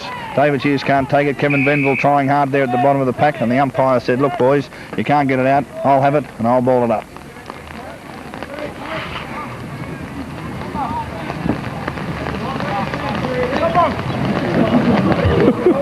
Down it comes this time now. Barry Nolan picks it up right round the boundary line, and Robbie Thornton can't take the mark. Tommy Crebbin's reaching well, and Peter Allen grabs him, and he couldn't get rid of it. So Peter Allen gets the ball after a holding the ball decision. Peter Allen with a torpedo punt kick right in there into the Berwick centre half forward line. It's tapped out the back. Ronnie Mannens taps it on to Kim McGill. Kim McGill gets it to his boot, and it's smothered beautifully there by the Brunswick player. Then Stanley Leahy, the vice captain of the Brunswick club. Over the line and out of bounds now it is, and up there in the right in the Berwick attacking zone, in the between the flank and the forward pocket. Down it comes. Kevin Venville tries to pick it up and he can't. He's held when not having it, but the umpire doesn't see it. Kevin Venville still in there. No, the only player on the ground, been held twice, but the umpire says I'll ball it up. He's going to throw it up. Up it goes. Rod Ward in the ruck, and Gumbleton. Rod Ward gets the tap down beautifully to Johnny Callery, who gets on his left foot. Ron Mannens in front, can't hold it. And it goes to Stanley Leahy again, who handballs across there, and it's Trigger. Trigger off, gets his boot up, and that's 4 points. 4 points to Ronnie Trigg now. Yes. Robbie Trigg had kicked 4 goals. It could have been, yes, it could have been, looking a lot different, wouldn't it? Oh, yeah, sure, because goals, at that stage too, when he missed a couple earlier in the quarter, could have really lifted Berwick at that stage because they were playing, quite well.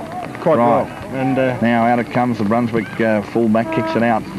Right down there, and Mark Pearce is on his own. He takes a good safe chest mark. Handball to Peter Allen. Why not take a kick? But anyway, that's the way it goes. He's the captain coach. He called for it, and I suppose that's what he thought he better do, was handball it across. But wouldn't it be nice to see him have a kick? Anyway, well, I'm not coaching from up here, but still.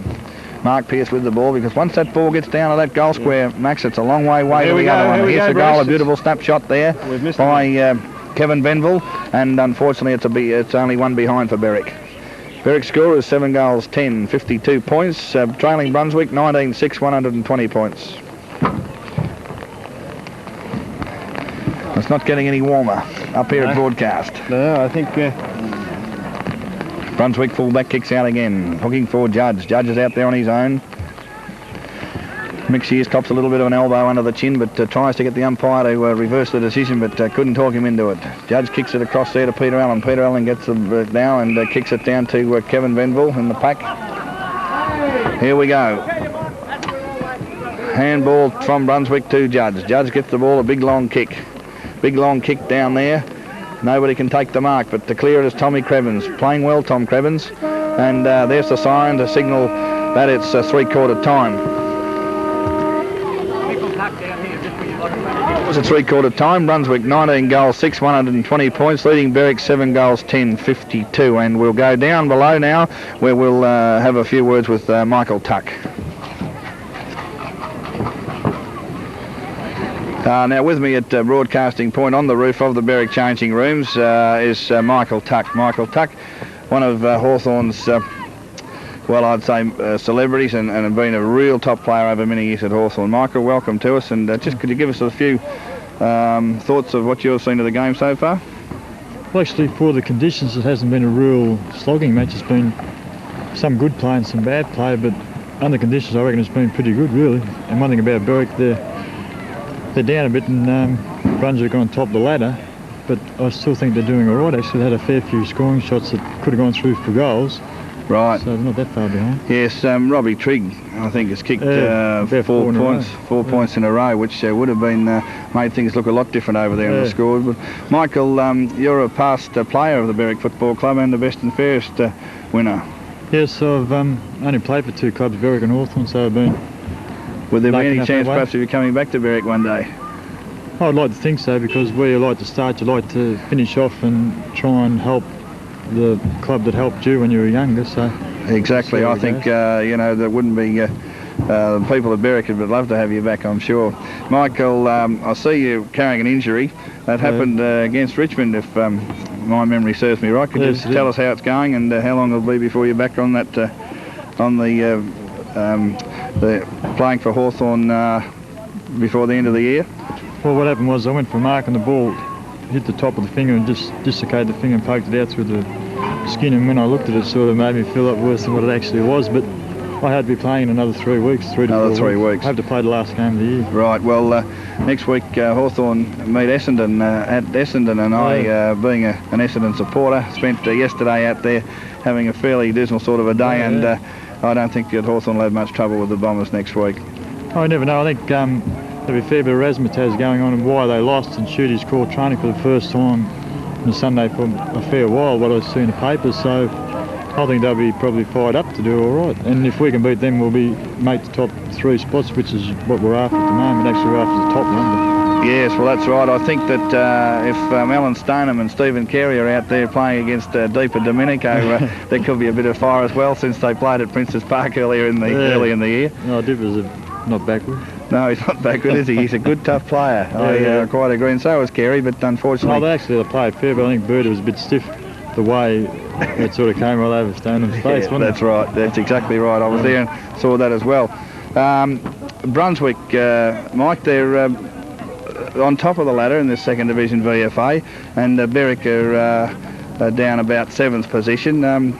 Tell me the standard of the 2nd Division VFA. Have you seen much of it, or could I have your comments on that? I actually haven't seen much at all, but as I said before, I don't think it's a bad standard for the conditions, but I just think Brunswick have got, say, there's a lot more. You can see blokes have played a lot more VFA football than what Berwick have, which Berwick are only starting off, so they can only improve by it, and they only, same as any side, all they need is a few players. They should kick on all right. Right. Well, the siren's gone for the play to resume at 3/4 time. Michael, thanks very much for coming up with us and at 3/4 time and saying a few words. And on the behalf of the Berwick Football Club, let's hope you get over your injury as soon as possible and that Hawthorn go on and win the 1983 grand final. In my opinion, I think they're favourites, and all the best for the rest of the year, Mike. Well, thanks very much. Pleasure. No worries. Not every day you get interviewed Michael Tuck. Only you could do it. Good. We switched on? Righto, it's 3/4 time and start of the 4th quarter. Mike Tuck just getting down the ladder with that injury. Wouldn't it be awful if he happened to slip off the ladder on the way down from the broadcasting point here at Berwick? I'll say. Hey? Right, there's the siren to signal the start of play for the final quarter, and the umpire with a new ball throws it up in the air. And Rod Ward again gets the knock down, but unfortunately Brunswick get it out of the centre once more, and there's Trevor Dixon for Berwick, who can't take the mark right at full forward position for Brunswick. And there's free kick being awarded to Mick Shears. Mick Shears with the ball. Mick Shears... always valuable on that back line, Mick Shears for Berwick. He's there. You can count on him and to get the ball away. The play's back down now there with a handball from Kevin Venville to Greg Johnson, and Peter Allen takes a good mark, who handballs across to Kim McGill, who's playing on the back line. Tommy Crebbins again with a beautiful handball across to John Callery. John Callery tries to get it down there across, and there's nobody home for Berwick as it's right down in the forward pocket position. Here's David Hughes, tries to get it off the ground, but they flick it out. Mark Pearce can't get it away there either. Kim McGill right in the middle of it, and the Brunswick player in Mick Brown clears out across there to Peter Sahlberg. Peter Sahlberg handballs across Sahlberg, is it? Handballs across to Stephen McGee. Stephen McGee gets it into the centre of the ground, where Callender is trying desperately to get the ball from Darren Gambetta, better known as Carrots. Up it goes. Unopposed that time was the Brunswick ruckman. He could have taken it and dropped it onto his boot for a kick. Peter Allen clears away there now. and to Barry Nolan, who's in front of Robert Trigg that time. Barry Nolan out to Callender, who's got out on his own away from Kevin Venville. Callender misses the mark. Ball hits the ground. He picks it up though and drives it down there into the half-forward flank to the other Brunswick player in front of Trevor Dixon. Across it comes now to Matt Johnson, who's up on the back line. Matt Johnson takes a good safe mark there. Good safe pair of hands, Matty Johnson. Goes back to take his kick, and not a bad kick either. In it comes, looking for Rod Ward. Ronnie Mannens is in there, can't pick up the ball. Knocked off the ground there, and there's a pack forming again. The umpire will say, I'll have it, and he'll throw it up, no doubt. Umpire with the ball there. Throws it up. Ronnie Mannens on the ball and against Mal Toy. Down the ball comes to the ground. Kevin Venville tried to clear, and it's a free kick going Berwick's way to Darren Gambetta. Carrots turns around, puts it on his right foot, and it should be up the ground there. Infringement there by number 3 from Brunswick, Peter Sahlberg. Yes. And with the ball now is Rod Ward. Rod Ward kicks up there towards... The free kick there. No? Yes. Yes, a free kick to Robert Trigg. Max has got the ball. Not a bad kick, Triggy, but he's not going for the long one. Steps back, he looks for the lead. Kim McGill, he's got it. Now, Kim McGill has been, and should be, a good kick for goal. Carrying a little bit of weight since last time I saw him. He's carrying a bit of weight, that's exactly right. In comes Kim McGill, and he's dropped it through. It's a goal. Good goal boy. for number 33 for Berwick, Kim McGill. Kim McGill takes Berwick on to 8 goals 10. Trailing Brunswick 19 goals 6 for 5 minutes into the third quarter at the Arch Brown Reserve here this afternoon between Brunswick and Berwick. Not a bad bit of play that time, Max, by Berwick. No, that was great play. Very good play by behalf of Berwick, and they got the right reward for the right style of play. Well done. Umpire with the ball in the centre of the ground again. He elects to throw it up. No way no one he could bounce it today. Ronnie Mannens just can't quite get the tap out, but he's in there. Tommy Crebbin clears it from the centre again, and unfortunately in front of Johnny Callery is Shane Doyle. Shane Doyle for Brunswick with the ball, drops it down onto his right boot, kicks it out across there to Judge. Judge has played well since he came on the interchange bench. Very good. Judge with the ball now, right foots it across to Matt Johnson, who's in front. Matty Johnson for the Berwick club, and ever reliable, takes a good safe mark, turns round and kicks it out there to Darren Gambetta, who's on his own, looks round, turns, and a shocking kick from Carrots that time, but anyway, goes across there, in there Robert Trigg trying hard to scoop it up off the ground. He can't do it. A pack will form, and the umpire will say, it's mine, and it'll be another ball up. No, he didn't. It's playing on. He's playing on, he said. My mistake. No, good play there by Berwick to get that out of that pack. And Darren Gambetta's been awarded a free kick. Darren Gambetta with the ball. What were you going to say? Just shows you what a bit of endeavour can do. That's right. When they're in front. Oh, hang on, Ronnie Mannens. Yes, he's gone down. He's gone down. Very heavy knock there. Very heavy knock. Looked to be in the lower back region there, and he's handballed on to Peter Allen. Peter Allen with the ball now, kicks it down to McGill, who can't take the mark. Over the back of the packet goes Mark Pearce. Another Berwick player that could be a little bit overweight. Still, there's nothing wrong with being a little bit overweight. Oh, I'm only comparing Kim McGill with when I saw him when he was a lad at Narry. Yeah, that's right. Well, that's right. Here he is with the ball now, Kim McGill. A good snap, but there's nobody home for Berwick. Player number 24 is Matt Scully. Matt Scully with the ball for Brunswick. Kicks it out to the next number down the scale, number 23 for Brunswick. Picks it up, kicks it beautifully down to... looking for Gumbleton. Gumbleton can't take the mark. It goes over the pack to Callender. He's fallen over, and right in the thick of things is Carrots again. It's in the back. No, it's not. It's held. Now that'll be an interesting one for the replay. Callender with the ball, drives it out there to Johnny Callery, looking for Judge though, but Callery intercepts. Judge has picked it up and gets it across to Matt. Trying to get it across to his centre half forward, but Matt Johnson punches down. The ball comes now. Stanley Leahy. Stanley Leahy can't do much with it. Over the Callender. Leahy's rolling on the ground. Callender picks it up, and here's Gumbleton. Gumbleton trying hard to pick it up. It's right on the boundary line. Will it go over? In runs Greg Johnson. Puts the hip and shoulder. Oh, umpire. Hip and shoulder, I thought, but anyway, Gumbleton gets awarded the free kick right on the boundary line for Brunswick.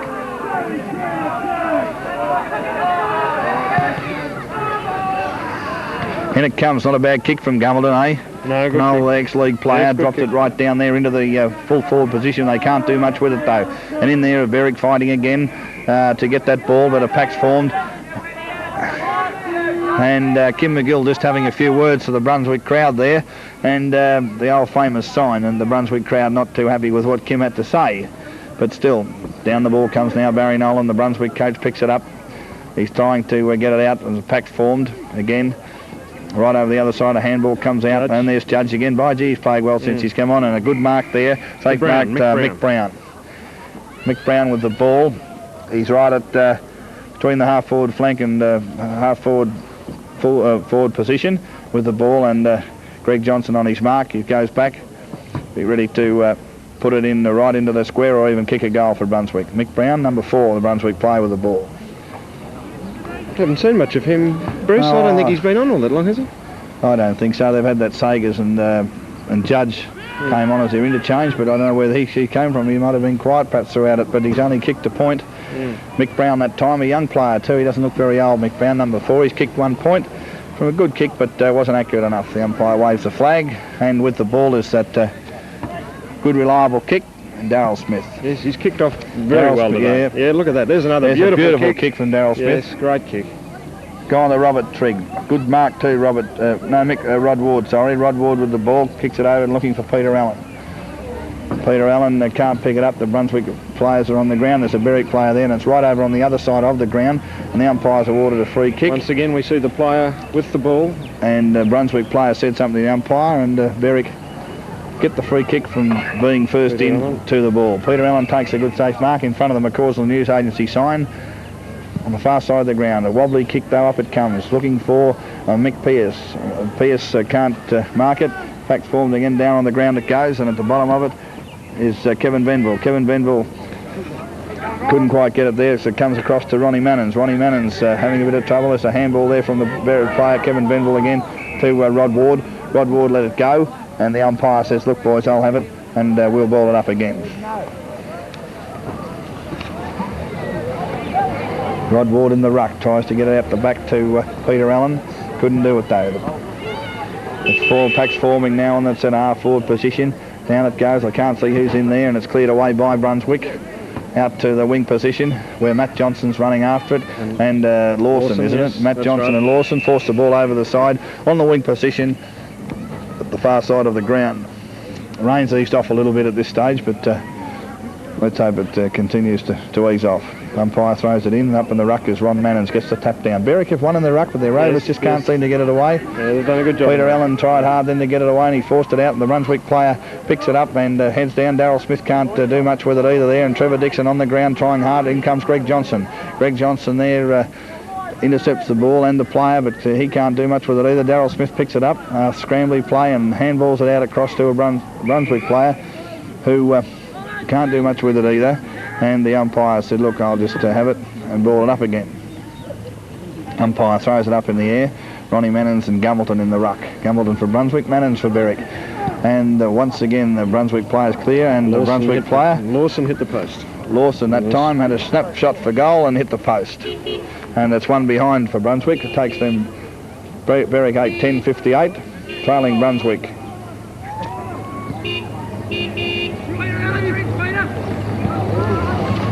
I can't see what the Brunswick score is at the moment because the scorekeeper's in front of it. Good kick out by Darryl Smith again, brings it out to the wing position. Chasing after the ball there is Bruce West. Bruce West for Brunswick, who forces it over the line. Been a fair player for Brunswick. Been a good player throughout the day, Bruce West for Brunswick, who forces it over the line. On the wing position, the umpire throws it in. Right up the back there is number 4, Mick Brown for Brunswick, who touched to the ground. I don't think he's been on all that long, Bruce. Well, he's done a little bit since he came on anyway, hasn't he? Bit of a decent leap on him there. The umpire's elected to throw it up again. Up it goes. Rod Ward this time. And Mel Toy. Ball's knocked to the ground again. Nobody can pick it up in the conditions. It's been tapped out of the pack now, and here's Nolan with it. He's been held by Rob Trigg, but the umpire sees it, gets knocked back there across to the Berwick player, and trying to get into Mick Pearce. Oh, that'd be deliberate, that one. Looked very deliberate to me. That just knocked very casually out of bounds there by the Brunswick player.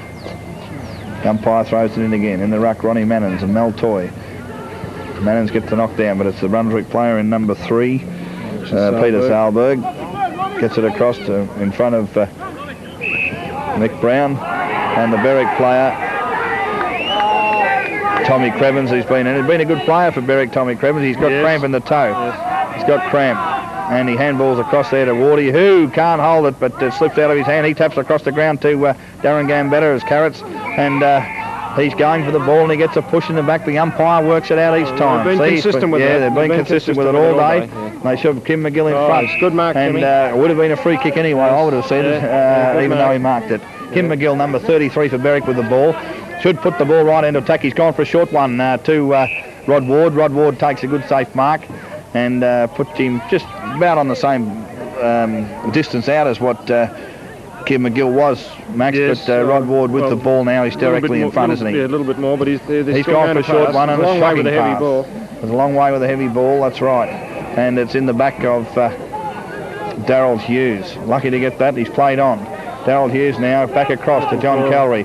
Back handball back to Kim McGill. They're messing around a bit here, Berwick. Kim McGill on the left foot snaps it, and it goes through for 1 point. Perhaps one or two rushed that more, shot a bit, Kim, but perhaps one or two more direct kicks from Berwick there would have been perhaps ended up in a major score rather than a behind. Yeah, that's right. Well, good kick out by the Brunswick this is fullback. Brown again. This is that man Brown, I think. No, it's not. It's number 29. Oh, some of them have got new jumpers on. Jajenko. Rajenko. Now, I think that number 4 is not Mick Brown for Brunswick. I reckon that number 4 is, Callender. that troublemaker, Robbie Thornton. Oh, yes, right. Okay. Don't you think? Because his jumper got torn. Yes, that's right. Anyway, back to the play, and John Callery's taken a mark for Berwick in front of Robbie Thornton, who's wearing number 4. I must point that out to our viewers. It is, right. That's Robbie Thornton. We've worked it out. Thanks very much. That was the bad man. That was. That's him. Yeah. In there's Darryl Hughes. Darryl Hughes takes a good mark there. Handballs across to number Brown. 36, Roddy Ward, and here's Matty Johnson, picks it up and kicks it on the right-hand side, and it goes there. Kevin Venville can't pick the ball up in front of the Loveridge brothers a sign, and the umpire says, I'll have it, and no, he's awarded a free kick to the Brunswick player. He drops it on his right foot, over it goes to Lawson on his own, can't take the mark. Down at the pack goes, and it's Tommy Crebbins, been in everything today. Darren Gambetta picks it up, drives it out to the Berwick player, and I think that's Mick Shears. Mick Shears with the ball. Scale likes to play on and nearly gets caught. Kevin Venville in there, picks it up, gets it onto his right foot and drives it into Kim McGill, who can't take a mark. And knocked through for 1 point. By McGee, Stephen McGee. By Stephen McGee for Brunswick. Who was that number 4 for Berwick? Mark Pearce, wasn't it? Yeah. Righto out, the Brunswick player kicks out, full back looking for Gumbleton. Oh! He hasn't moved. He hasn't moved. That's Greg Johnson, unfortunately, ran into one of his own men there. A little bit of unluck for Berwick. Who is it? Peter Allen, isn't it? No, it's not Peter Allen. No, it's Tommy Crebbins, I think. I can't see. He's in the hands of the trainers, and the ball's right down in the Brunswick attack. Number 5, George Jaksic, the going for his 6th goal.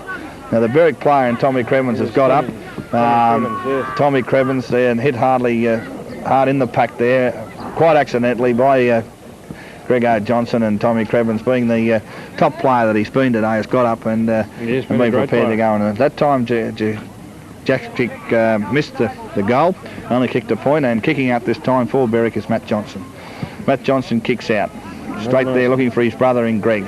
Can't take it. Rod Ward had his hands to the ball first, couldn't hold the mark. Down to the ground it goes. Gumbleton. There's been a throw there by the Brunswick players. Gumbleton has to hand it over to Greg Johnson. Greg Johnson with a kick. Long kick down there looking for Hughes. Hughes takes the mark, a good mark, number 27. Second good mark. Reminds me of Simon Madden. There we go, back across the ball comes to Johnny Callery. John Callery on his own now. Now he's going to go across there with a high pass, puts everybody under a heap of pressure. The players wait. Nobody's prepared to go in for that one there. Max, and the ball's kicked off the ground and over the lines right in front of the Berwick Brain Trust. It's a pity he couldn't have kept that pass a bit lower. That was a bit of a waste of the ball there. Umpire throws it in. Ron Mannens and Gumbleton on the ball. It goes over the back of the pack. Gumbleton bends over to try and pick it up. Mannens gets it though. Can't get a handball and it's taken out of his hands. Onto the ground again. Brunswick trying to clear desperately. Kevin Venville picks it up. Does a couple of blind turn handballs to Tommy Crebbins. I can't tell whether they're Brunswick or Berwick jumpers at this stage, but anyway, down it goes to Peter Allen. Off his hands. He's got one in the back. Kim McGill's got one in the head. It said play on, and Peter Allen drives it in and it's a goal. Now there you are. The umpire said play on. He elected to play on. Good bit of play there. McGill copped one around the ears, and the umpire blew the whistle. Could see that Allen was in attack and said play on. Yeah, once again, we see these decisions that umpires give these days to let the game flow on, and we saw it again there. It's been once for Brunswick, and there we saw it in Berwick's favour. Right, that time puts Berwick now on 9 goals, 12-66, trailing Brunswick 19-9, 123, which I don't think Berwick have got a great deal of hope at this stage to get up and take Brunswick on, but there's our man Judge we again. hope they can get it a little bit closer. There's Judge, gets the ball out of the centre. Trevor Dixon picks it up, gets it to his boot, drives it back into the centre. David Hughes can't get his body behind the ball, and it's cleared by by Brunswick player Callender again. Down it goes, the centre half forward position. Trevor Dixon on the bottom of the pack, and he will get a free kick for an in the back infringement. Here's Trevor Dixon. There's that Robbie Thornton again having a chat to Matty Johnson, putting on a bit of an act, I think. No, it mightn't have been him, but anyway, Trevor Dixon gets Sahlberg, puts it across to the centre in the mud, and Barry Nolan trying to get away with the ball there, gets it across to Kevin Venville, who gets it on his left foot. Here's Kim McGill with a good pass from Kevin Venville that time to Kim McGill. Kim McGill with the ball. I don't think the ball be light enough for Kim to kick a goal. Kim McGill with the ball, kicks it down there, and unopposed is Gumbleton, the big ex-league player, number 30. Frankie Gumbleton took the mark. Premiership player, that's right, for North Melbourne. And only elected to do a little short pass, a stupid thing under the conditions of today. And they're all in there trying to get the ball out of the pack, and the umpire said that the Brunswick player's on the bottom. And he's going to get the free kick. Stephen McGee with the ball. Stephen McGee with the ball onto his right boot. Good kick too, out there looking for Callender. No, it's Robbie Thornton. Robbie Thornton, yes. Robbie Thornton with the ball now, kicks it across to Mick Shears. Mick Shears, safe pair of hands. Handballs across to Matt Johnson. Matt Johnson just gets his kick in time as he drives it in, and there's Robbie Thornton with the ball again. Kim McGill there, a little bit of Academy award stuff, trying to get a free kick, but didn't come off. The umpire was a wake up. Robbie Thornton kicks it in the centre of the ground there, where Shane Lovell can't do much with it. What's his name? Oh, that was Doyle. Doyle. Gumbleton clears it out. Now to Judge. Gumbleton to Judge. Judge kicks the ball down there. Trevor Dixon in front. Puts himself underneath it, but can't take the mark. Matt Johnson. Matt Johnson. Handball to Trevor Dixon. And off they go again. Tommy Crebbin's copped another one round the ears, and the umpire said play on. David Hughes with the ball in the centre. He's played better this quarter, yeah, he's been brought out of the more in that centre half forward position. Peter Allen with the ball. Can't do much with it. Knocks it off the ground. In there's Thornton, and the other Brunswick player drives it onto his right boot, kicks it down there to the half forward flank, looking for his teammate as he taps it across, but Matt Johnson intercepts it, picks it up. He's knocked over and the umpire gives a decision against Matt Johnson. Gambetta goes on with it and says the umpire says play on. Gambetta kicks it down there where Brunswick take the mark, and it's knocked down there by Lawson. They're getting very hard to pick up now, Bruce. They're getting hard to pick up these players in the muddy conditions. Very hard. There's Van Stiesel there having a bit of an argument with Greg Johnson's been taken off for Berwick. He's been interchanged there with Peter Van Stiesel, and Van Stiesel's in a bit of a scrap. I've seen Van Stiesel in the odd one or two. He's not frightened to mix at this Van Stiesel. Yeah, they might bite off more than they can chew. He's got a beard and he doesn't look all that tough, but I wouldn't like to cop one from him, Max. Van Stiesel. But anyway, the Brunswick player has the ball now, right in front of their goal. He goes back, I can't see his number. Pick him up. It looks like Peter Sahlberg to me. I think it is Sahlberg, yeah. Sahlberg with the ball, comes in, drops it on his right foot, and through it goes. It's a goal, it's a goal, it's a goal to Brunswick. Three-quarter time scores from other grounds. Springvale 115, Box Hill 51, North Coast 76, Oakley 77, Moorabbin 137, Sunshine 40. Now this time you see Brunswick on 20 goals 9, 129 points to Berwick 9, 12, 66 as the ball comes back into the centre of the ground. Sahlberg's been a good player for Brunswick. Yes, good player, Bruce. He's been a busy player along with number 9, Callender.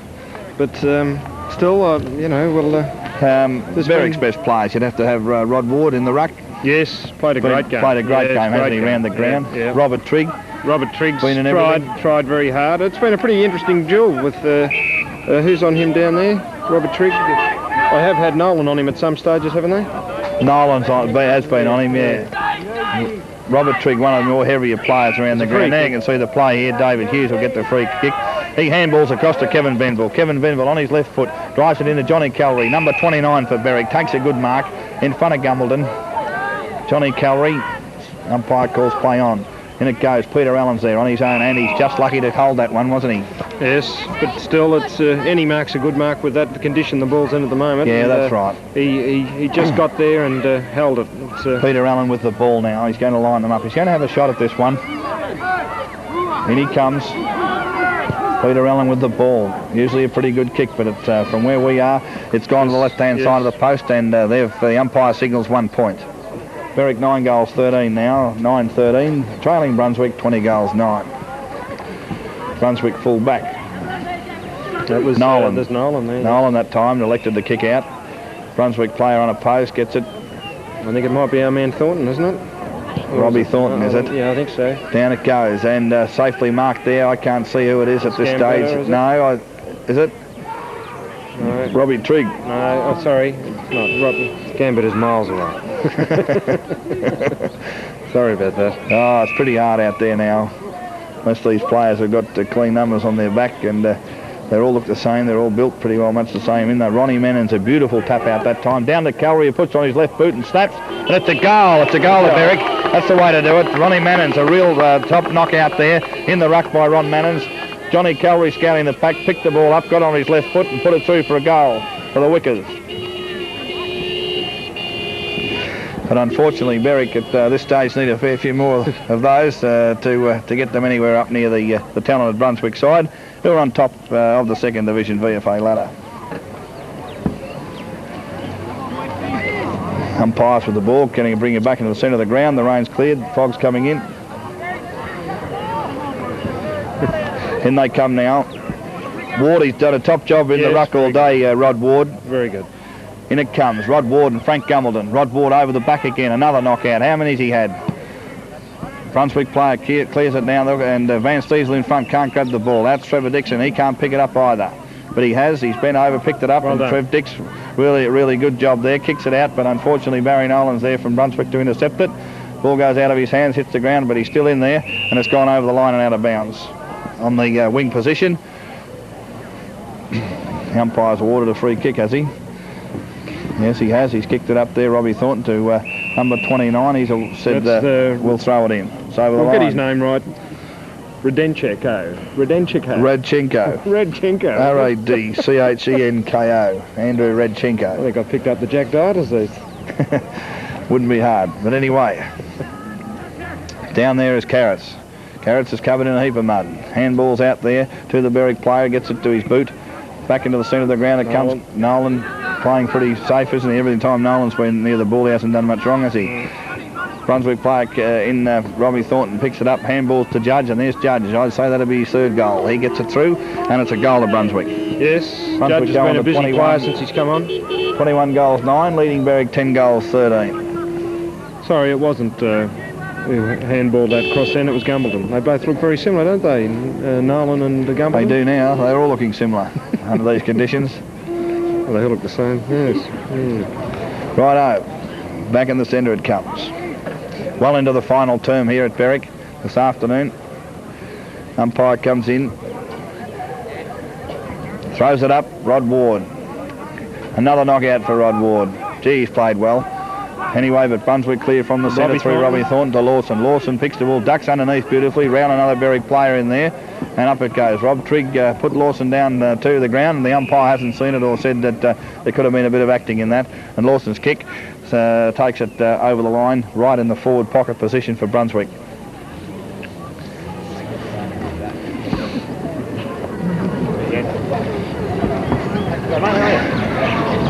Righto, back out the back of the pack. Judge picked it up and couldn't get it to his boot, and it's gone through for 1 point off the hands of our Smith there for Berwick. Smithy with the ball, the fullback, Berwick fullback, a beautiful kick. Comes in to kick the ball out again. There it goes again. By G can kick a ball, can't he? Down to towards looking for Robert Trigg in front of Nolan. Robert Trigg and Nolan could take the mark. Thornton. Down it comes. Thornton picks it up. And look, gets across there. Wardy again knocks it out. It goes over towards the boundary line, and nobody can pick it up there, but a Brunswick player clears. He's been tagged. Grab trip, the umpire called it. Looked a bit high from that for me, but anyway. It's across the other side of the ground. Brunswick with the ball now. Get their boot to it. Up they come, and over the back of the pack is Darryl Smith. Trevor Dixon's been pushed in the back, and the umpire's seen it, and Trevor Dixon with the ball. Kicks it across here. Straight to Thornton. To Robbie Thornton. Perhaps he's having trouble distinguishing the jumpers too, Max. You'd wonder why he'd do that, and he just drops it in the Judge. Here comes the Judge. Judge with the ball. I'd much sooner be commentating and calling all the Berwick players rather than these Brunswick fellows getting it, but that's the way the play is. In Judge with the ball now. Comes in and he's kicked another goal. I'd say that Judge could have kicked 4 goals for the day. Yes, at least I'd say. And Darren Leahy. Not David, this is Darren Leahy. He's coming on the ground now. Right. The illustrated leg. Darren Leahy. The interchange player for Berwick. Brunswick go on to 22 goals, 9 to 10-13. Leading Berwick 10-13. He was taken off earlier in the game, but I believe he's been playing fairly well. Oh, Darren Leahy's been a good player for Berwick throughout the year. Yeah, I couldn't agree more. I called him David earlier in the afternoon, and my apologies for that, but Darren Leahy it is. He's out there in the centre of the ground now, number 7 for Berwick. Anyway, Rod Ward gets the tap down again, but Brunswick clear. It's a pity Berwick can't clear it from the centre as well as Brunswick do.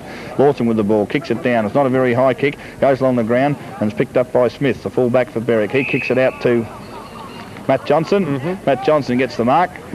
Matty Johnson nearly tripped. Then he goes for a handball across to Van Stiesel. I've got some news for you, Bruce. It's raining. Yes. Van Stiesel kicks it out to Ronnie Mannens. Ronnie Mannens gets the mark awarded to him. And with the big wet greasy ball, drives it in there towards Kevin Venville. Kevin Venville can't take the mark. Here's Darren Leahy now with a burst of speed, gets on his left foot. A good pass to Ward, who handballs across to John Callery. John Callery with on the left foot there. Here's finds Kim McGill on his own, and Kim McGill turns around and drives it in. Oh, and he's hit the post. He's hit the post. God, good bit of play there by Berwick, stemming from Matt Johnson across the other side of the ground. Darren Leahy in the centre of the ground. Good play by Darren Leahy to get that pass over. Rod Ward with a beautiful hand with a pass to Kim McGill. Kim McGill played on and hit the post. That's football. And there's the siren. There's the siren to win the game between Berwick and Brunswick here this afternoon. Brunswick, 22 goals, 9. 141 have beaten Berwick, 10 goals, 14-74. And just as the players are coming off the ground, I think, Max, your best players for Brunswick? Right. Well, thanks, Bruce. I just taking hold of the umbrella here. Well, Sahlberg was a busy player, number 3, although he faded out of it a bit in the third quarter, I think, wasn't it? Yeah, the third quarter he did fade out of it a bit. The full forward, I think he kicked 5 or 6. Yeah, Jaksic. Yes. Although I thought to the fullback for Berwick, Darryl Smith, I thought he fought back and got on top. I thought Darryl Smith got on top, especially in that final turn. Yes, I did. Yeah, I thought that was Berwick best players. We'll go on to them now. Brunswick we'll players come back in the to Brunswick later. Yeah, that's right. The Berwick players, I think you'd have to give Rod Ward the 3 points for Berwick. Rucked very, very well. Yeah, and probably as good a man round the ground as there's been. Robert Trigg played a very, very good game for Berwick, I thought. Yeah, I thought Tommy Crebbin, I thought, did a tremendous job in the centre because he never gave in all day. And had some hard knocks, and I noticed that Tommy Crebbin came off late in the final term after a couple of those hard knocks. I think Tommy Crebbin's played an excellent game. Played a great game. Peter Allen, of course, was a busy player, always trying to create the loose man for Berwick, running all the time and giving, he always plays well for them, doesn't he? Yeah. Well, he does, yes. He's under a lot of pressure out there, Peter Allen, trying to work the moves out and coach it as well. Yeah. I think that the second division VFA lends itself to a non-playing coach or somebody. I'm not saying anything against the Berwick selectors by any means, but that they can see the moves and so forth off the ground. A non-playing coach. Peter Allen's been under a lot of pressure out there, and he gets exasperated, and of course his play's affected by it. But today, I thought he played well. I thought he played very well today, Peter Allen. I thought looking down. You'd have to have Gambetta in there too. Gambetta played a great game. I thought he played really well, and I also thought ever reliable, Matt Johnson. John Callery, I thought, played well. Yes, a lot of good Berwick players. Yes, honestly, they're playing the top side, and this is their first year in the competition, and there's a lot of experience in that Brunswick side when you look through it. Well, I've seen Berwick play away, Oakley and Caulfield, and look there. Their display against Oakley was pathetic, and today you've seen a side of Berwick footballers all trying to have a go, and I think that's been a big improvement here on the conditions. They love playing at home, the Wickers. Yeah, that's right. Yeah. We finished?